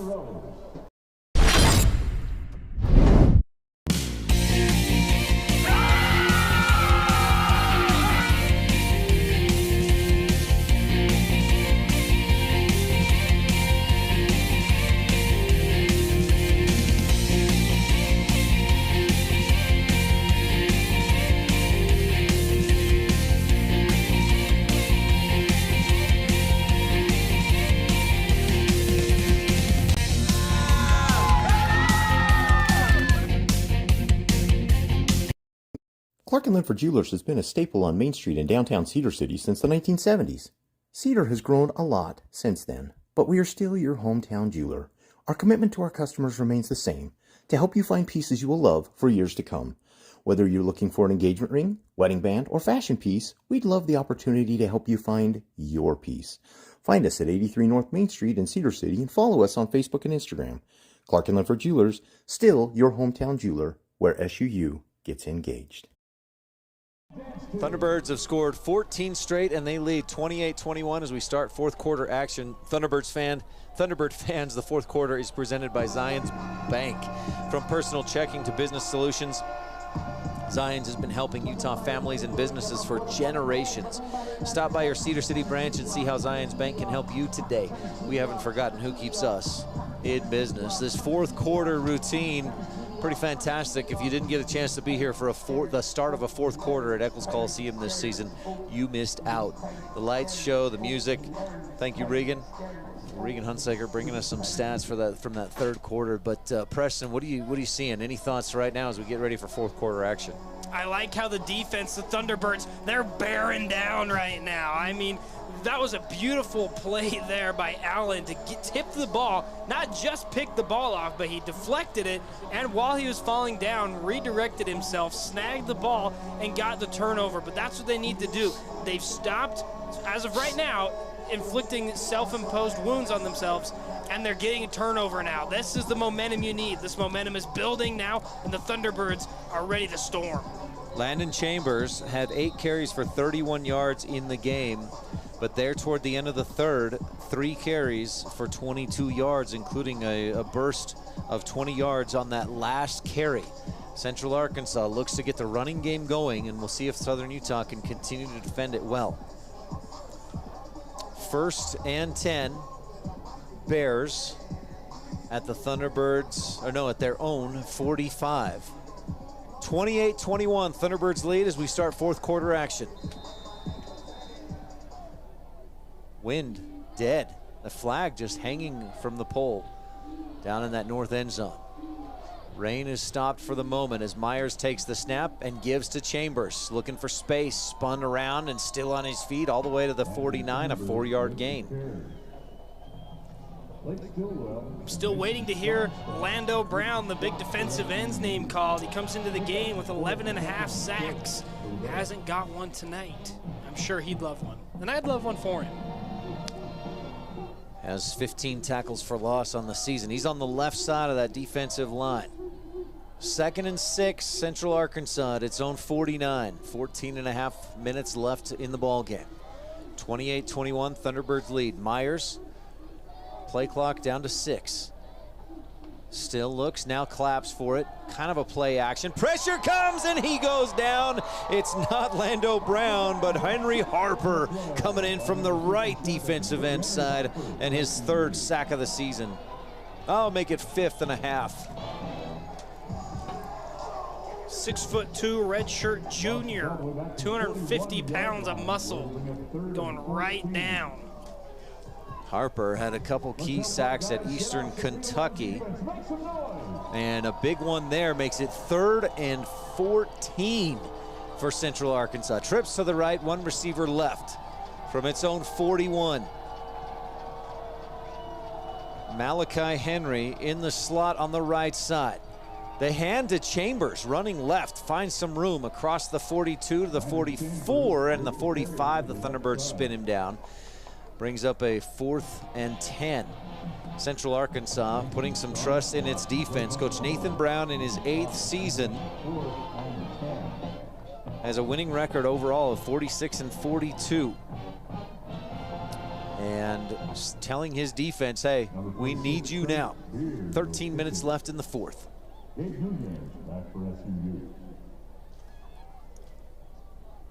Gabe Nunez settles in at his 16 for this punt. Thunderbirds don't put much pressure on. It's a high punt. Nunez calls for the fair catch and makes it in traffic at the 26. So SUU takes over at its own 26, 1st and 10, leading 28-21, 12:48 left to play at home this season for Southern Utah football. Craving sushi or ramen? Kabuto in Cedar City has you covered with fresh flavors and unbeatable student specials Monday through Friday from 11 to 3 every day. Head in today. Kabuto, your go-to for sushi, ramen, and more. We got a media timeout, so we'll take it too. More Thunderbird football. They have it 1st and 10. When we return, brought to you by Van Wagner from the Levitt Group and Auto Owners Insurance broadcast booth. Back in a minute on Thunder 91, presented by Intermountain Health.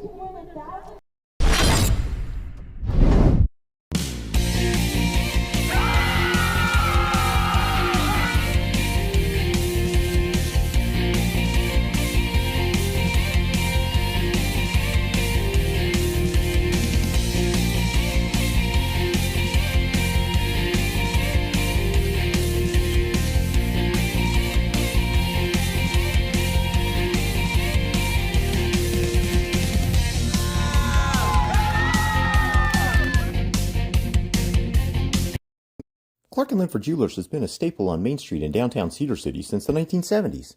Cedar has grown a lot since then, but we are still your hometown jeweler. Our commitment to our customers remains the same, to help you find pieces you will love for years to come. Whether you're looking for an engagement ring, wedding band, or fashion piece, we'd love the opportunity to help you find your piece. Find us at 83 North Main Street in Cedar City and follow us on Facebook and Instagram. Clark & Linford Jewelers, still your hometown jeweler, where SUU gets engaged.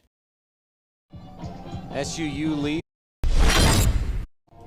4th quarter, 12:48 to go. 1st and 10 from its own 26. Shane Carr had a career night last week at Eastern Kentucky.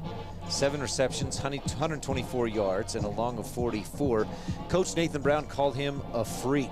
Said number 2 is a freak. He's underrated. He's been fairly quiet tonight. Carr, 2 receptions, 13 yards, but a couple other Thunderbird receivers have been big, Preston. Yeah, I mean, he's also had a drop tonight, so let's not let him off the hook too easy there. We need him to be just slightly better. The offense is clicking besides that, but they'd love to get him more action. See Jack Fairchild in the game, too. Fairchild wide to the left. Nunez and Carr, it looks like, wide to the right, ball on the right hash. Will Burns in at quarterback, brings Nunez in motion right to left. Thunderbirds attacking right to left from our view. Handoff to Dye and defensive penetration in the backfield. They'll bring him down. Dylan Williams, leading tackler on the team, picks up another. Safety, bringing a lot of pressure behind the line. Williams, a junior from South Haven, Mississippi, came into the game with 59 tackles. Was the number 3 tackler on the team last year. It's a loss of 4, and SUU, not a lot of, what's the word I'm looking for? Hurry going on right now. They take their time, get to the line of scrimmage. Barron back in at quarterback, calls for the snap just before a delay of game and gives to Dye up the middle. This time pushes out to the 24, and a 2nd and 12 upcoming. Urgency? Urgency was the right word, yes. And with reason, you're up 28-21, so you're not going to force anything.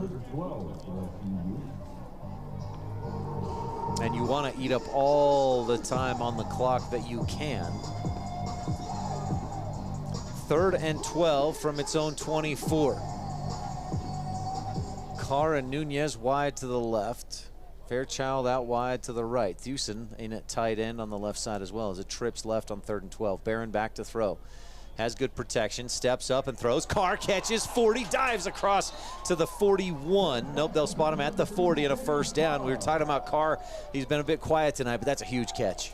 Big time pickup there, and even included a somersault. That's not going to give him a whole lot in the stat sheet, but it looks very, very cool. Big pickup there. 28-21, Thunderbirds with the lead by a touchdown, and Shane Carr with his 3rd reception of the night. That's his longest tonight, 16 yards and a first down. And now you go back to probably run on 1st and 2nd to eat up that clock. Barron in the gun, Nunez in motion right to left, 8 in the box defensively, and Dye starts right, stretches the D a bit, and then cuts quickly across the 40 to the 43, a 3-yard gain. I might have a nickname for Shane Carr. Oh, really? It's cooking in the brain here, but, you know, St. George Shuttle, we get Shane Carr. Can he be Dr. Shuttlesworth? I don't see why not. Dr. Shuttlesworth. That's a lot longer than Shane Carr, but his name's cool by itself. It is, yeah. It's a hard nickname. 2 receivers left, 2nd and 7. Barron from the gun. Pressure comes, and he can't get away. Back at the 35. Brought down that pressure right up the middle. Dalen Land with just his 1st sack of the season. I would have loved to see him give Dye an opportunity to go make a big reception. He was cooking down the field. So the Thunderbirds lose 5 yards, make it 8 yards, back to the 35, and it's 3rd and 15.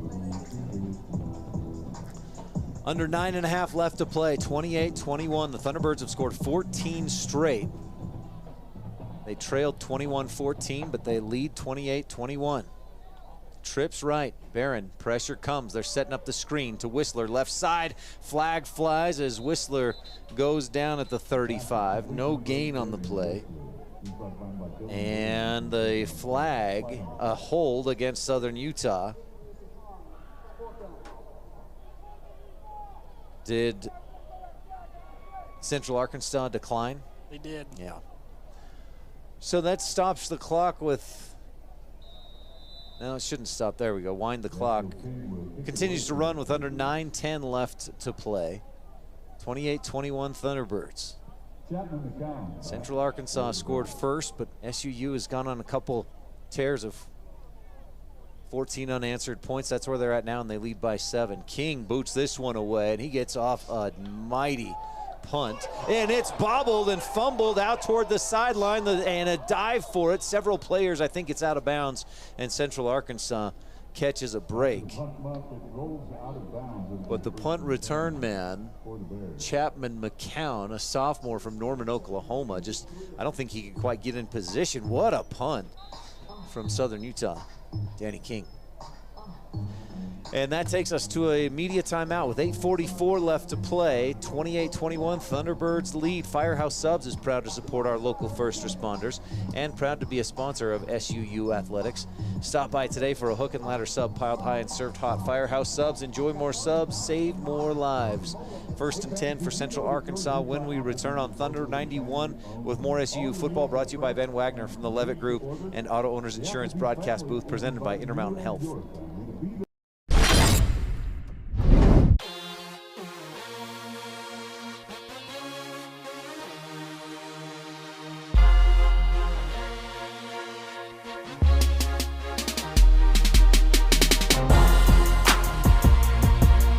Bullock strives to be the very best in serving you in Cedar City, offering fashion, decor, and kids items, as well as a fun old-fashioned soda fountain and pharmacy.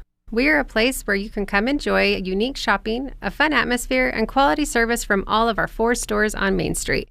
Bring the family, grab a treat, and find that perfect gift. Enjoy your shopping experience with us, Bullock's, 91 North Main and historic downtown Cedar City. Kabuto's, St. George's #1 sushi and ramen bar. Student specials available Monday through Friday from 11 a.m. to 3 p.m. Make sure and give them a follow on social media at Kabuto Utah for weekly giveaways and local events.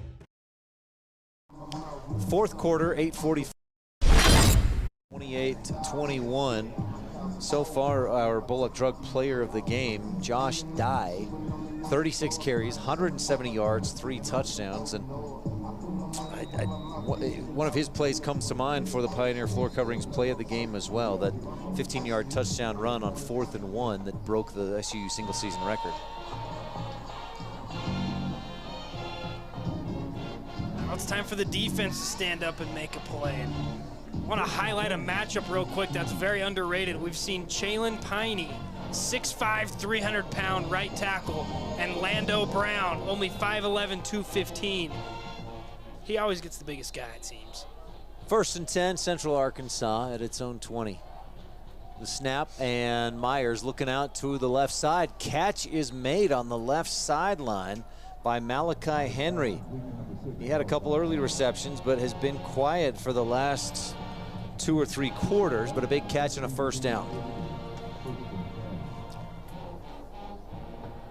Thunderbirds defensively, Baron Taylor 6 tackles, Mikey Allen 6 tackles as well tonight.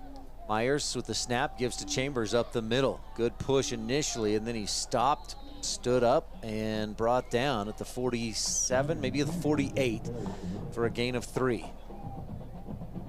Central Arkansas still on its own side of the 50. 8 minutes left to play, 28-21, Thunderbirds with the lead. Landon Chambers came in just as the 2nd leading rusher in the conference, has 53 rushing yards tonight. Durham in motion, but that's a misdirection. They give to Chambers running left. He leaps a Southern Utah defender, and another defender grabs him, and he rides all the way down inside the 30 to the 27. They finally get him out of bounds. Boy, tough running from the 6', 220-pound sophomore. Chambers up to 82 rushing yards. Again, at halftime, he had just 31 yards on the ground. He's got 50 plus so far here in this 2nd half. He's in the pistol. No, he's out for the moment. Chapman McCown in the game behind Myers in the gun. 2 receivers right, 2 wide left on a 1st and 10 at the Thunderbird 27. Myers takes the snap, gives to McCown, running right, and he'll be met by a couple Thunderbirds, a short gain, maybe 1 or 2. McCown is a transfer from Oklahoma, a 190-pound sophomore from Norman, Oklahoma. Came into the game with 200 rushing yards, 219 to be exact, and has another 17 tonight. 2nd and 9, Central Arkansas. Looking to tie things up. 6.5 minutes left to play. 28-21. Thunderbirds up by a touchdown. Pollard in motion. He's open, and they throw it to him, but the throw is low and incomplete. Myers had a long throw from this right side hash all the way to the far left sideline, which is actually about a 30, 35-yard throw, and it's short and incomplete. I was watching Brown, our little D end out here. He was spinning every which direction to try and get some pressure. And they were breathing right down the quarterback's neck.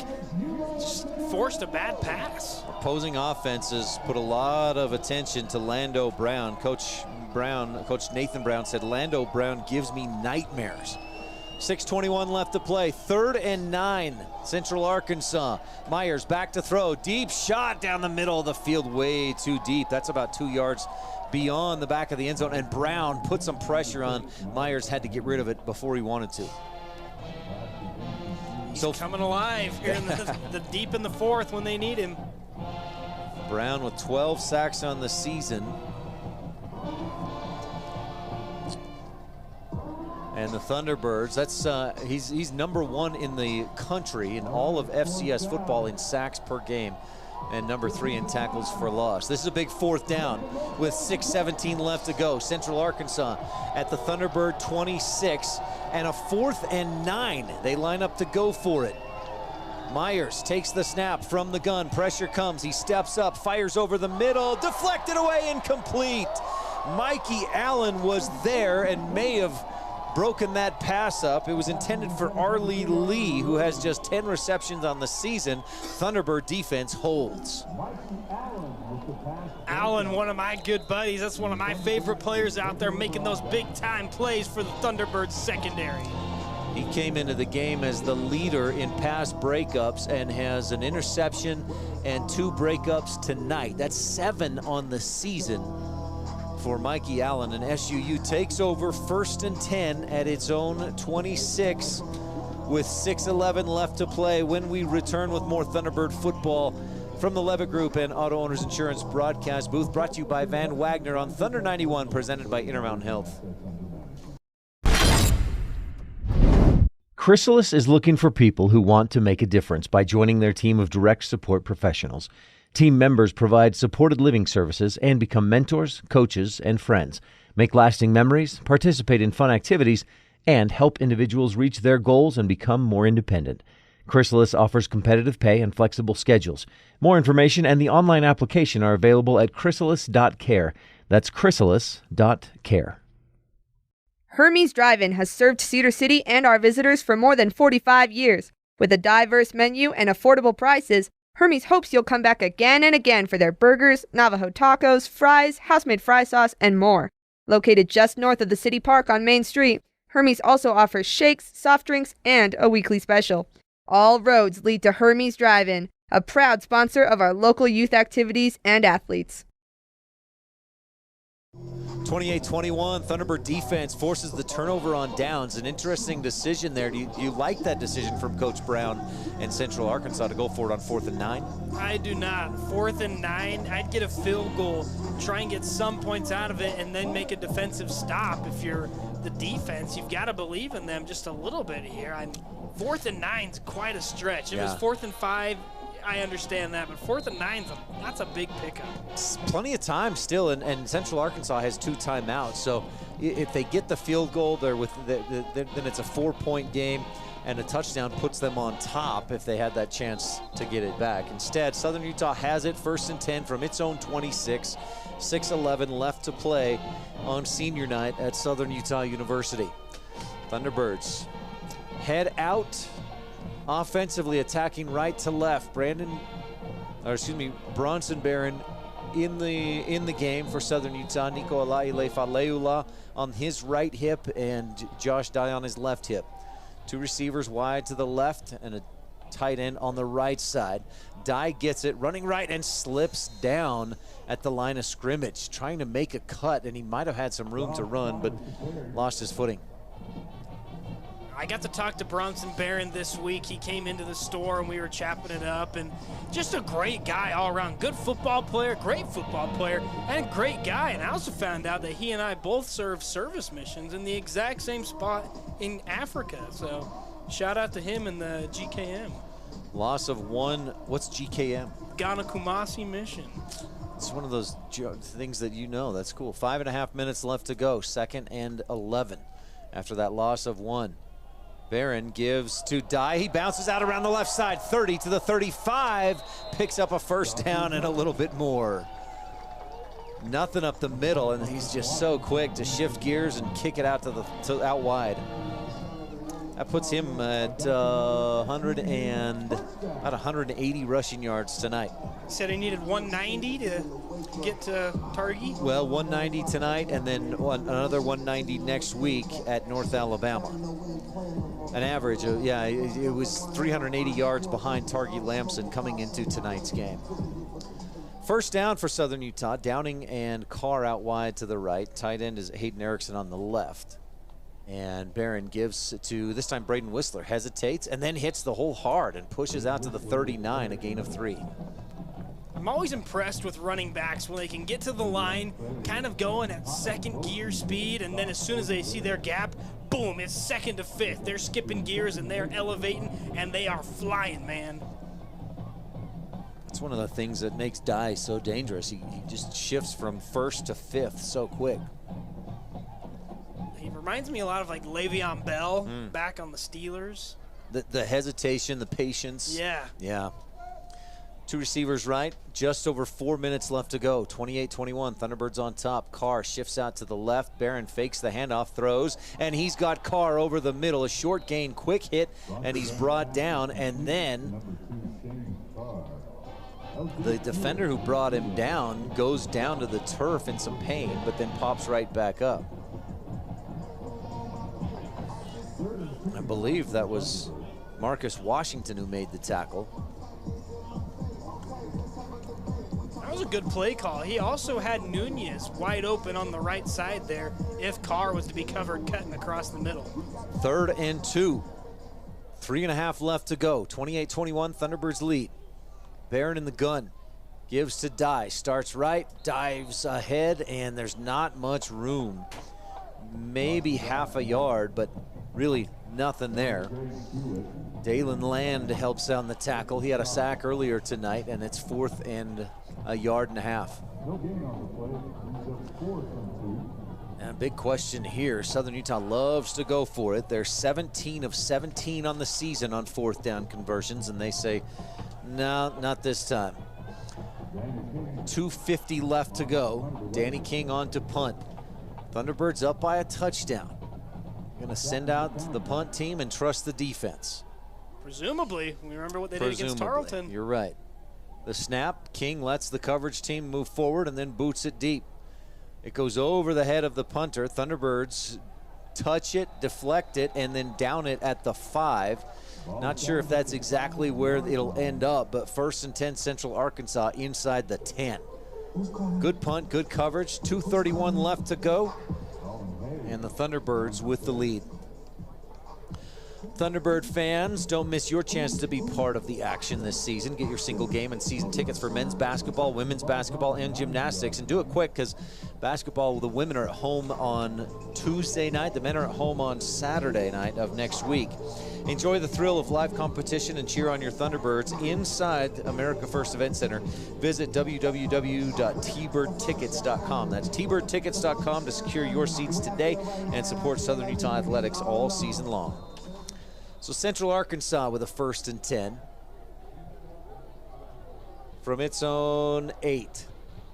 Chambers gets it, running left, finds some space, clear across the 20 and spun down to about the 22 on a big gain. He continues to run harder, and a late flag flies in high in the air well after the play was over.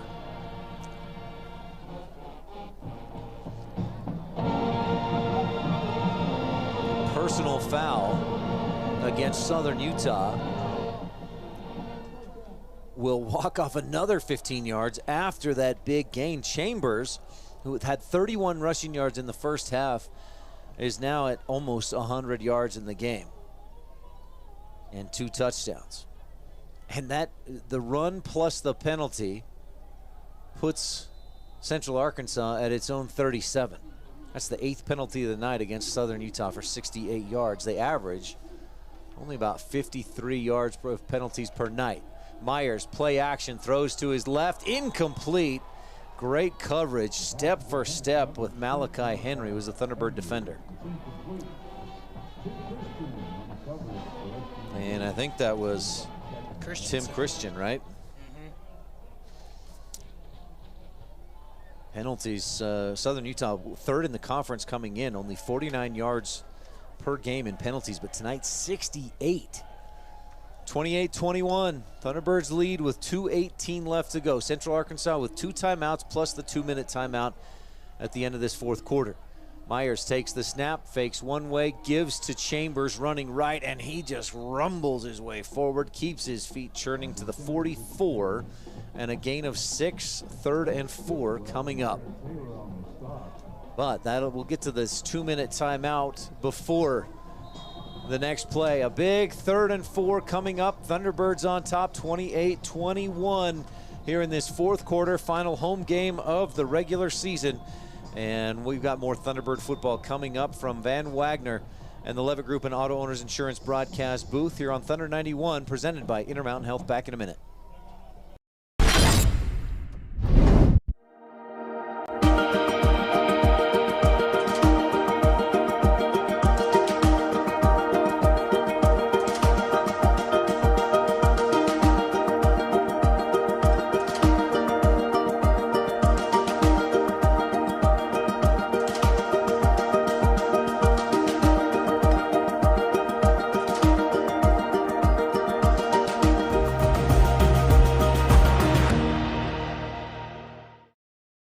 What can you find at Mountain Lighting? A great selection of light fixtures and ceiling fans from top names in lighting like Visual Comfort, Savoy House, Kichler, and many more. And with our price match guarantee, you can rest assured you'll not only find great quality, but great value as well. Looking for home decor items and accessories? Yeah, we've got all that. From furniture to wall decor, including paintings, mirrors, clocks. We've got pillows and other unique home decor items. So come to Mountain Lighting for all your lighting and home decor needs. 28-21, Central Arkansas struck first tonight on its first possession, but then the Thunderbirds scored 14 straight. Then Central Arkansas scored 14 straight. Then Southern Utah scored 14 straight. And SUU leads 28-21 with 2 minutes left in the fourth. The Bears have a 3rd and 4 from their own 44. A big 3rd down coming. That's one thing that Coach Nathan Brown said, hey, we got to do well tonight. We got to convert on 3rd down to stay in and win this game. Both previous matchups, 1-score games, and might come down to the same scenario here tonight. Thunderbirds over the last 4 games, they're 4-0. The defense has allowed just 16 points per game. They've allowed 21 tonight. We'll see if it is any more. Durham and Henry, I believe, out to this right side. Football right in the middle of the field between the hash marks for 3rd and 4. Myers in the gun, turns and hands to Chambers, breaks a tackle and pushes forward for the first down into Southern Utah territory, the 49. He seems to be running harder and harder as the night goes on. That puts him over 100 rushing yards tonight. Well, he's 6 foot, 220 pounds. It just takes a little bit of speed for that big body. He gets it again, and up the middle, spins, but he can't get away. Boy, I thought he was going to spin free, but the Thunderbirds stop him, a gain of just 1. How about the senior, Joe Tongamoa, putting the stop on? Now this is looks like this may be either do or die to try and tie things up. Central Arkansas with 2 timeouts. They face a 2nd and 9 at the Thunderbird 48. 1 receiver left, 2 wide right. Durham and Pollard on the right side, Henry on the left. Myers, play action, back to throw. He's hit hard as he throws down the left sideline, too deep and incomplete. Looking for Malachi Henry, and Myers got laid out after he made that throw. By guess who? Lando Brown. That may have altered his throw as well, or at least forced him to throw it a little earlier than he wanted to. The pass incomplete, brings up a 3rd and 9. Central Arkansas at the Thunderbird 48, 1:13 to go. Trips right, Malachi Henry out wide to the left, and Central Arkansas was lined up. Now they look to the sideline. Plenty of time on the play clock, actually down to 3-2 as Myers calls for the snap. Hands off and running right, nowhere to go. The Thunderbirds all over it on a 3rd and 9.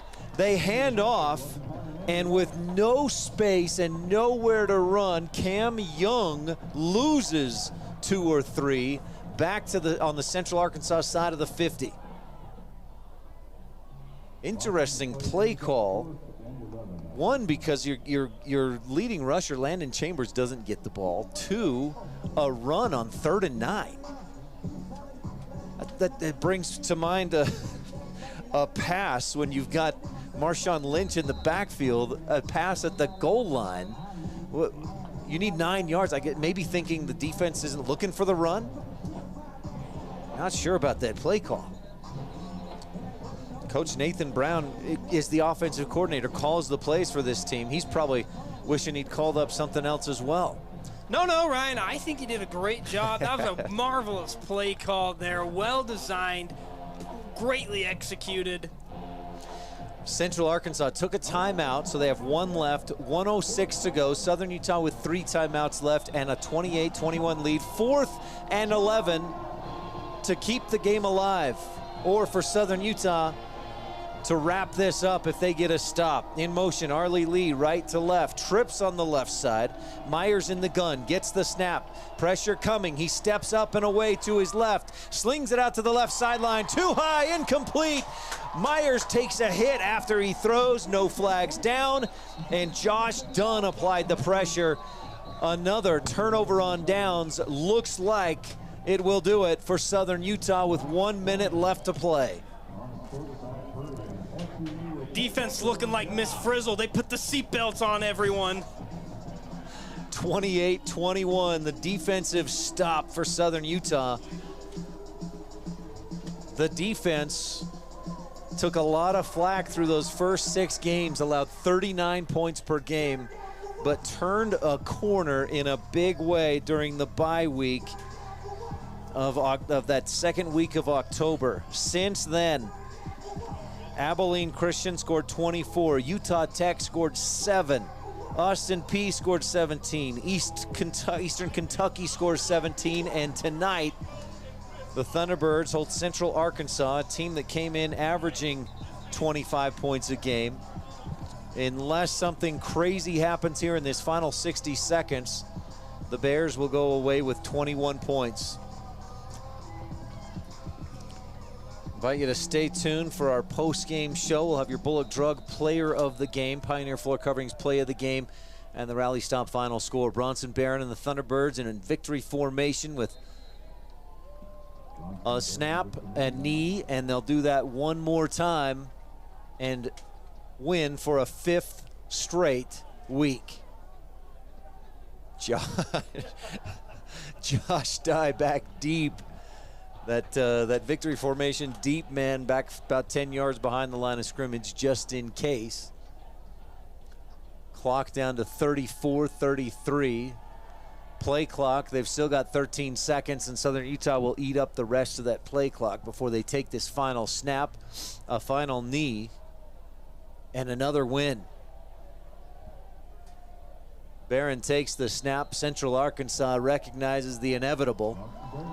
Both teams with good sportsmanship, and they close it out.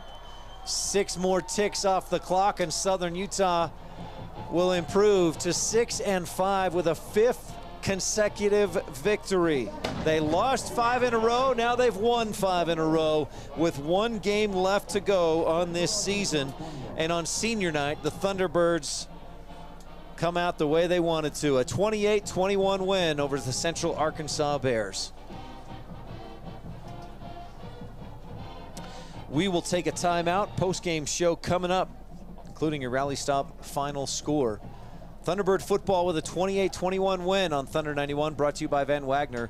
Back in 2 minutes from the Levitt Group and Auto Owners Insurance broadcast booth presented by Intermountain Health. When you're ready to sell your home, doesn't it make sense to hire a seasoned professional? I'm Jennifer Davis from ERA Realty Center. With my 25 years of experience, I can see around the corner for problems or opportunities that a less experienced agent may miss. And my extensive list of buyers will mean a shorter time on the market and more dollars for you at closing. For a free consultation, call me at 586-9775 or go to buyincedar.com. I'm Jennifer Davis. Put my experience to work for you.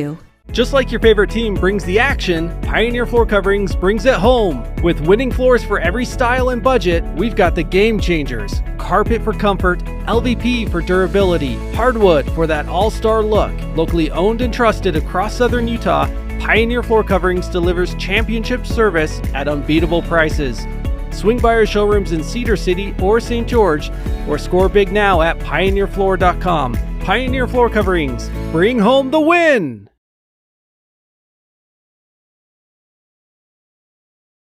BYU football. With food that's made from scratch and fresh to order, Hermes Drive-In has options that every member of your family will enjoy. From your favorite burgers and fries to sandwiches, drinks, shakes, and more. Hermes is centrally located and easy to find at 294 North Main Street, just north of the City Park. Serving you and our community for more than 45 years, Hermes Drive-In is a proud sponsor of our students and athletes. You want a job that makes a difference in the world. So join the Chrysalis team. Chrysalis is open 24 hours a day, 7 days a week. So we have flexible schedules for everyone. College student? No problem. Extra job? You got it. But what if you're looking for a career path? Absolutely. Chrysalis has mornings, days, and grave shifts available. Get paid to have fun, go to movies, share your talents, and make a difference. At Chrysalis, you are a mentor, a teacher, and a friend. Apply online at chrysalis.care. Time for your Rally Stop final score, brought to you by Rally Stop. Whether you need to fuel up your tank, grab a snack, or stock up on drinks for the road, Rally Stop convenience stores have you covered across southern Utah. Rally Stop, your final stop before the road ahead. 28-21, the Thunderbirds were down 7-0, then they were down again 21-14, but they scored the final 14 points of the game and then hold on. A couple defensive stops, turnovers on downs to secure the victory. Yeah, all I can think of is that everything that's going on right now is just get her done. Those Thunderbirds, man, wow. They showed up tonight for the crowd. There's a little bit of rain, a little bit of wind. That don't matter. Go Birds, that's a victory. Thunderbirds lost 5 in a row. Now they've won 5 in a row. The defense has turned an absolute corner. They, again, averaged or allowed 39 points per game through those first 6, and they won 1 of them. And in the one they won was they allowed 24 points to Idaho State. The offense put up 46. Since then, I haven't done the math yet, but they were allowing 16 points coming into tonight. They allowed 21, not much, not much more than 16.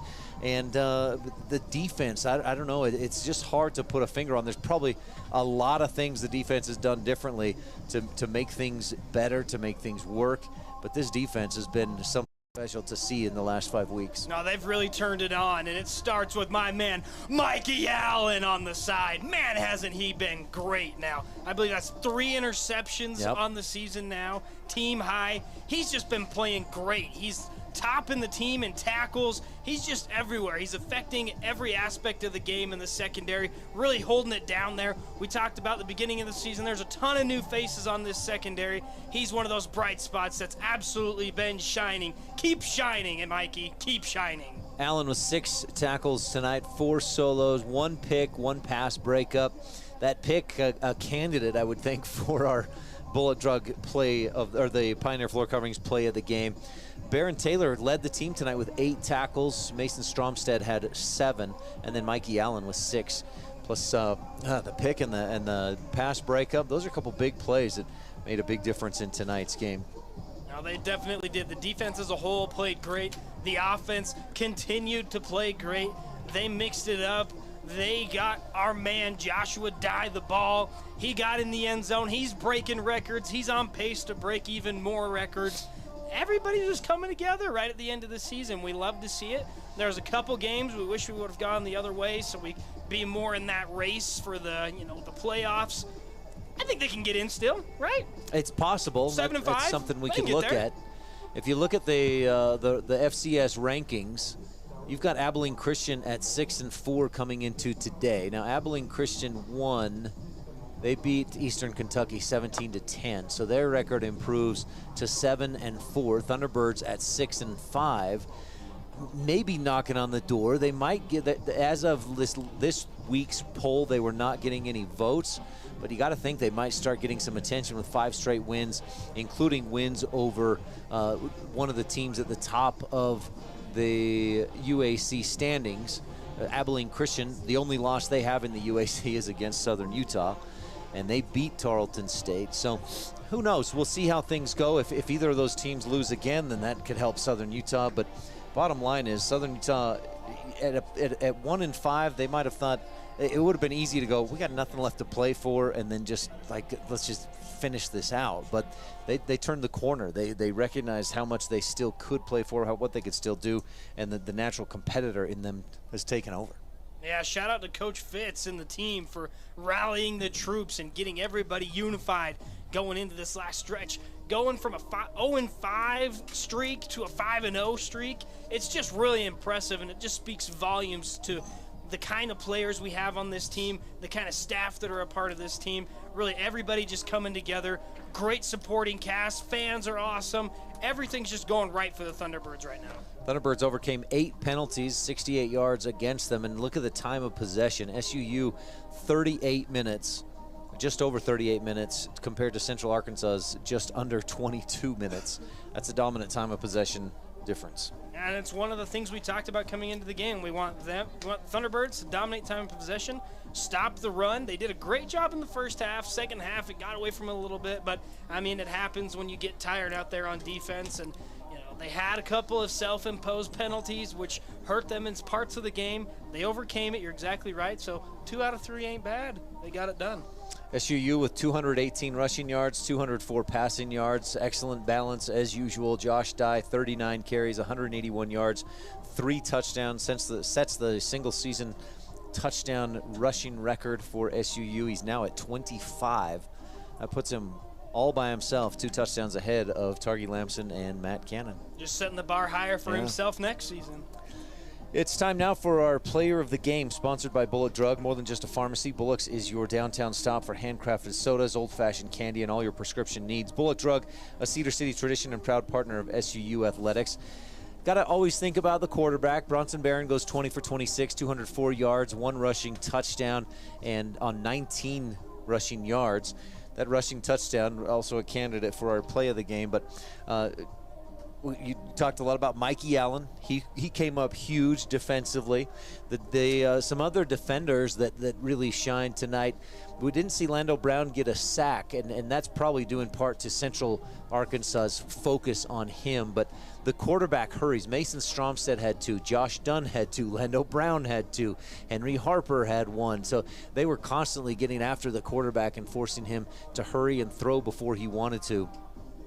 But really, when it comes down to it, I don't think there's much of a question who's your player of the game tonight. Absolutely. It's number 28, Josh Dye, the running back, the redshirt sophomore. 39 carries, 181 yards, 3 touchdowns, a long run of 25 yards. Shout out to Joshua Dye, our player of the game.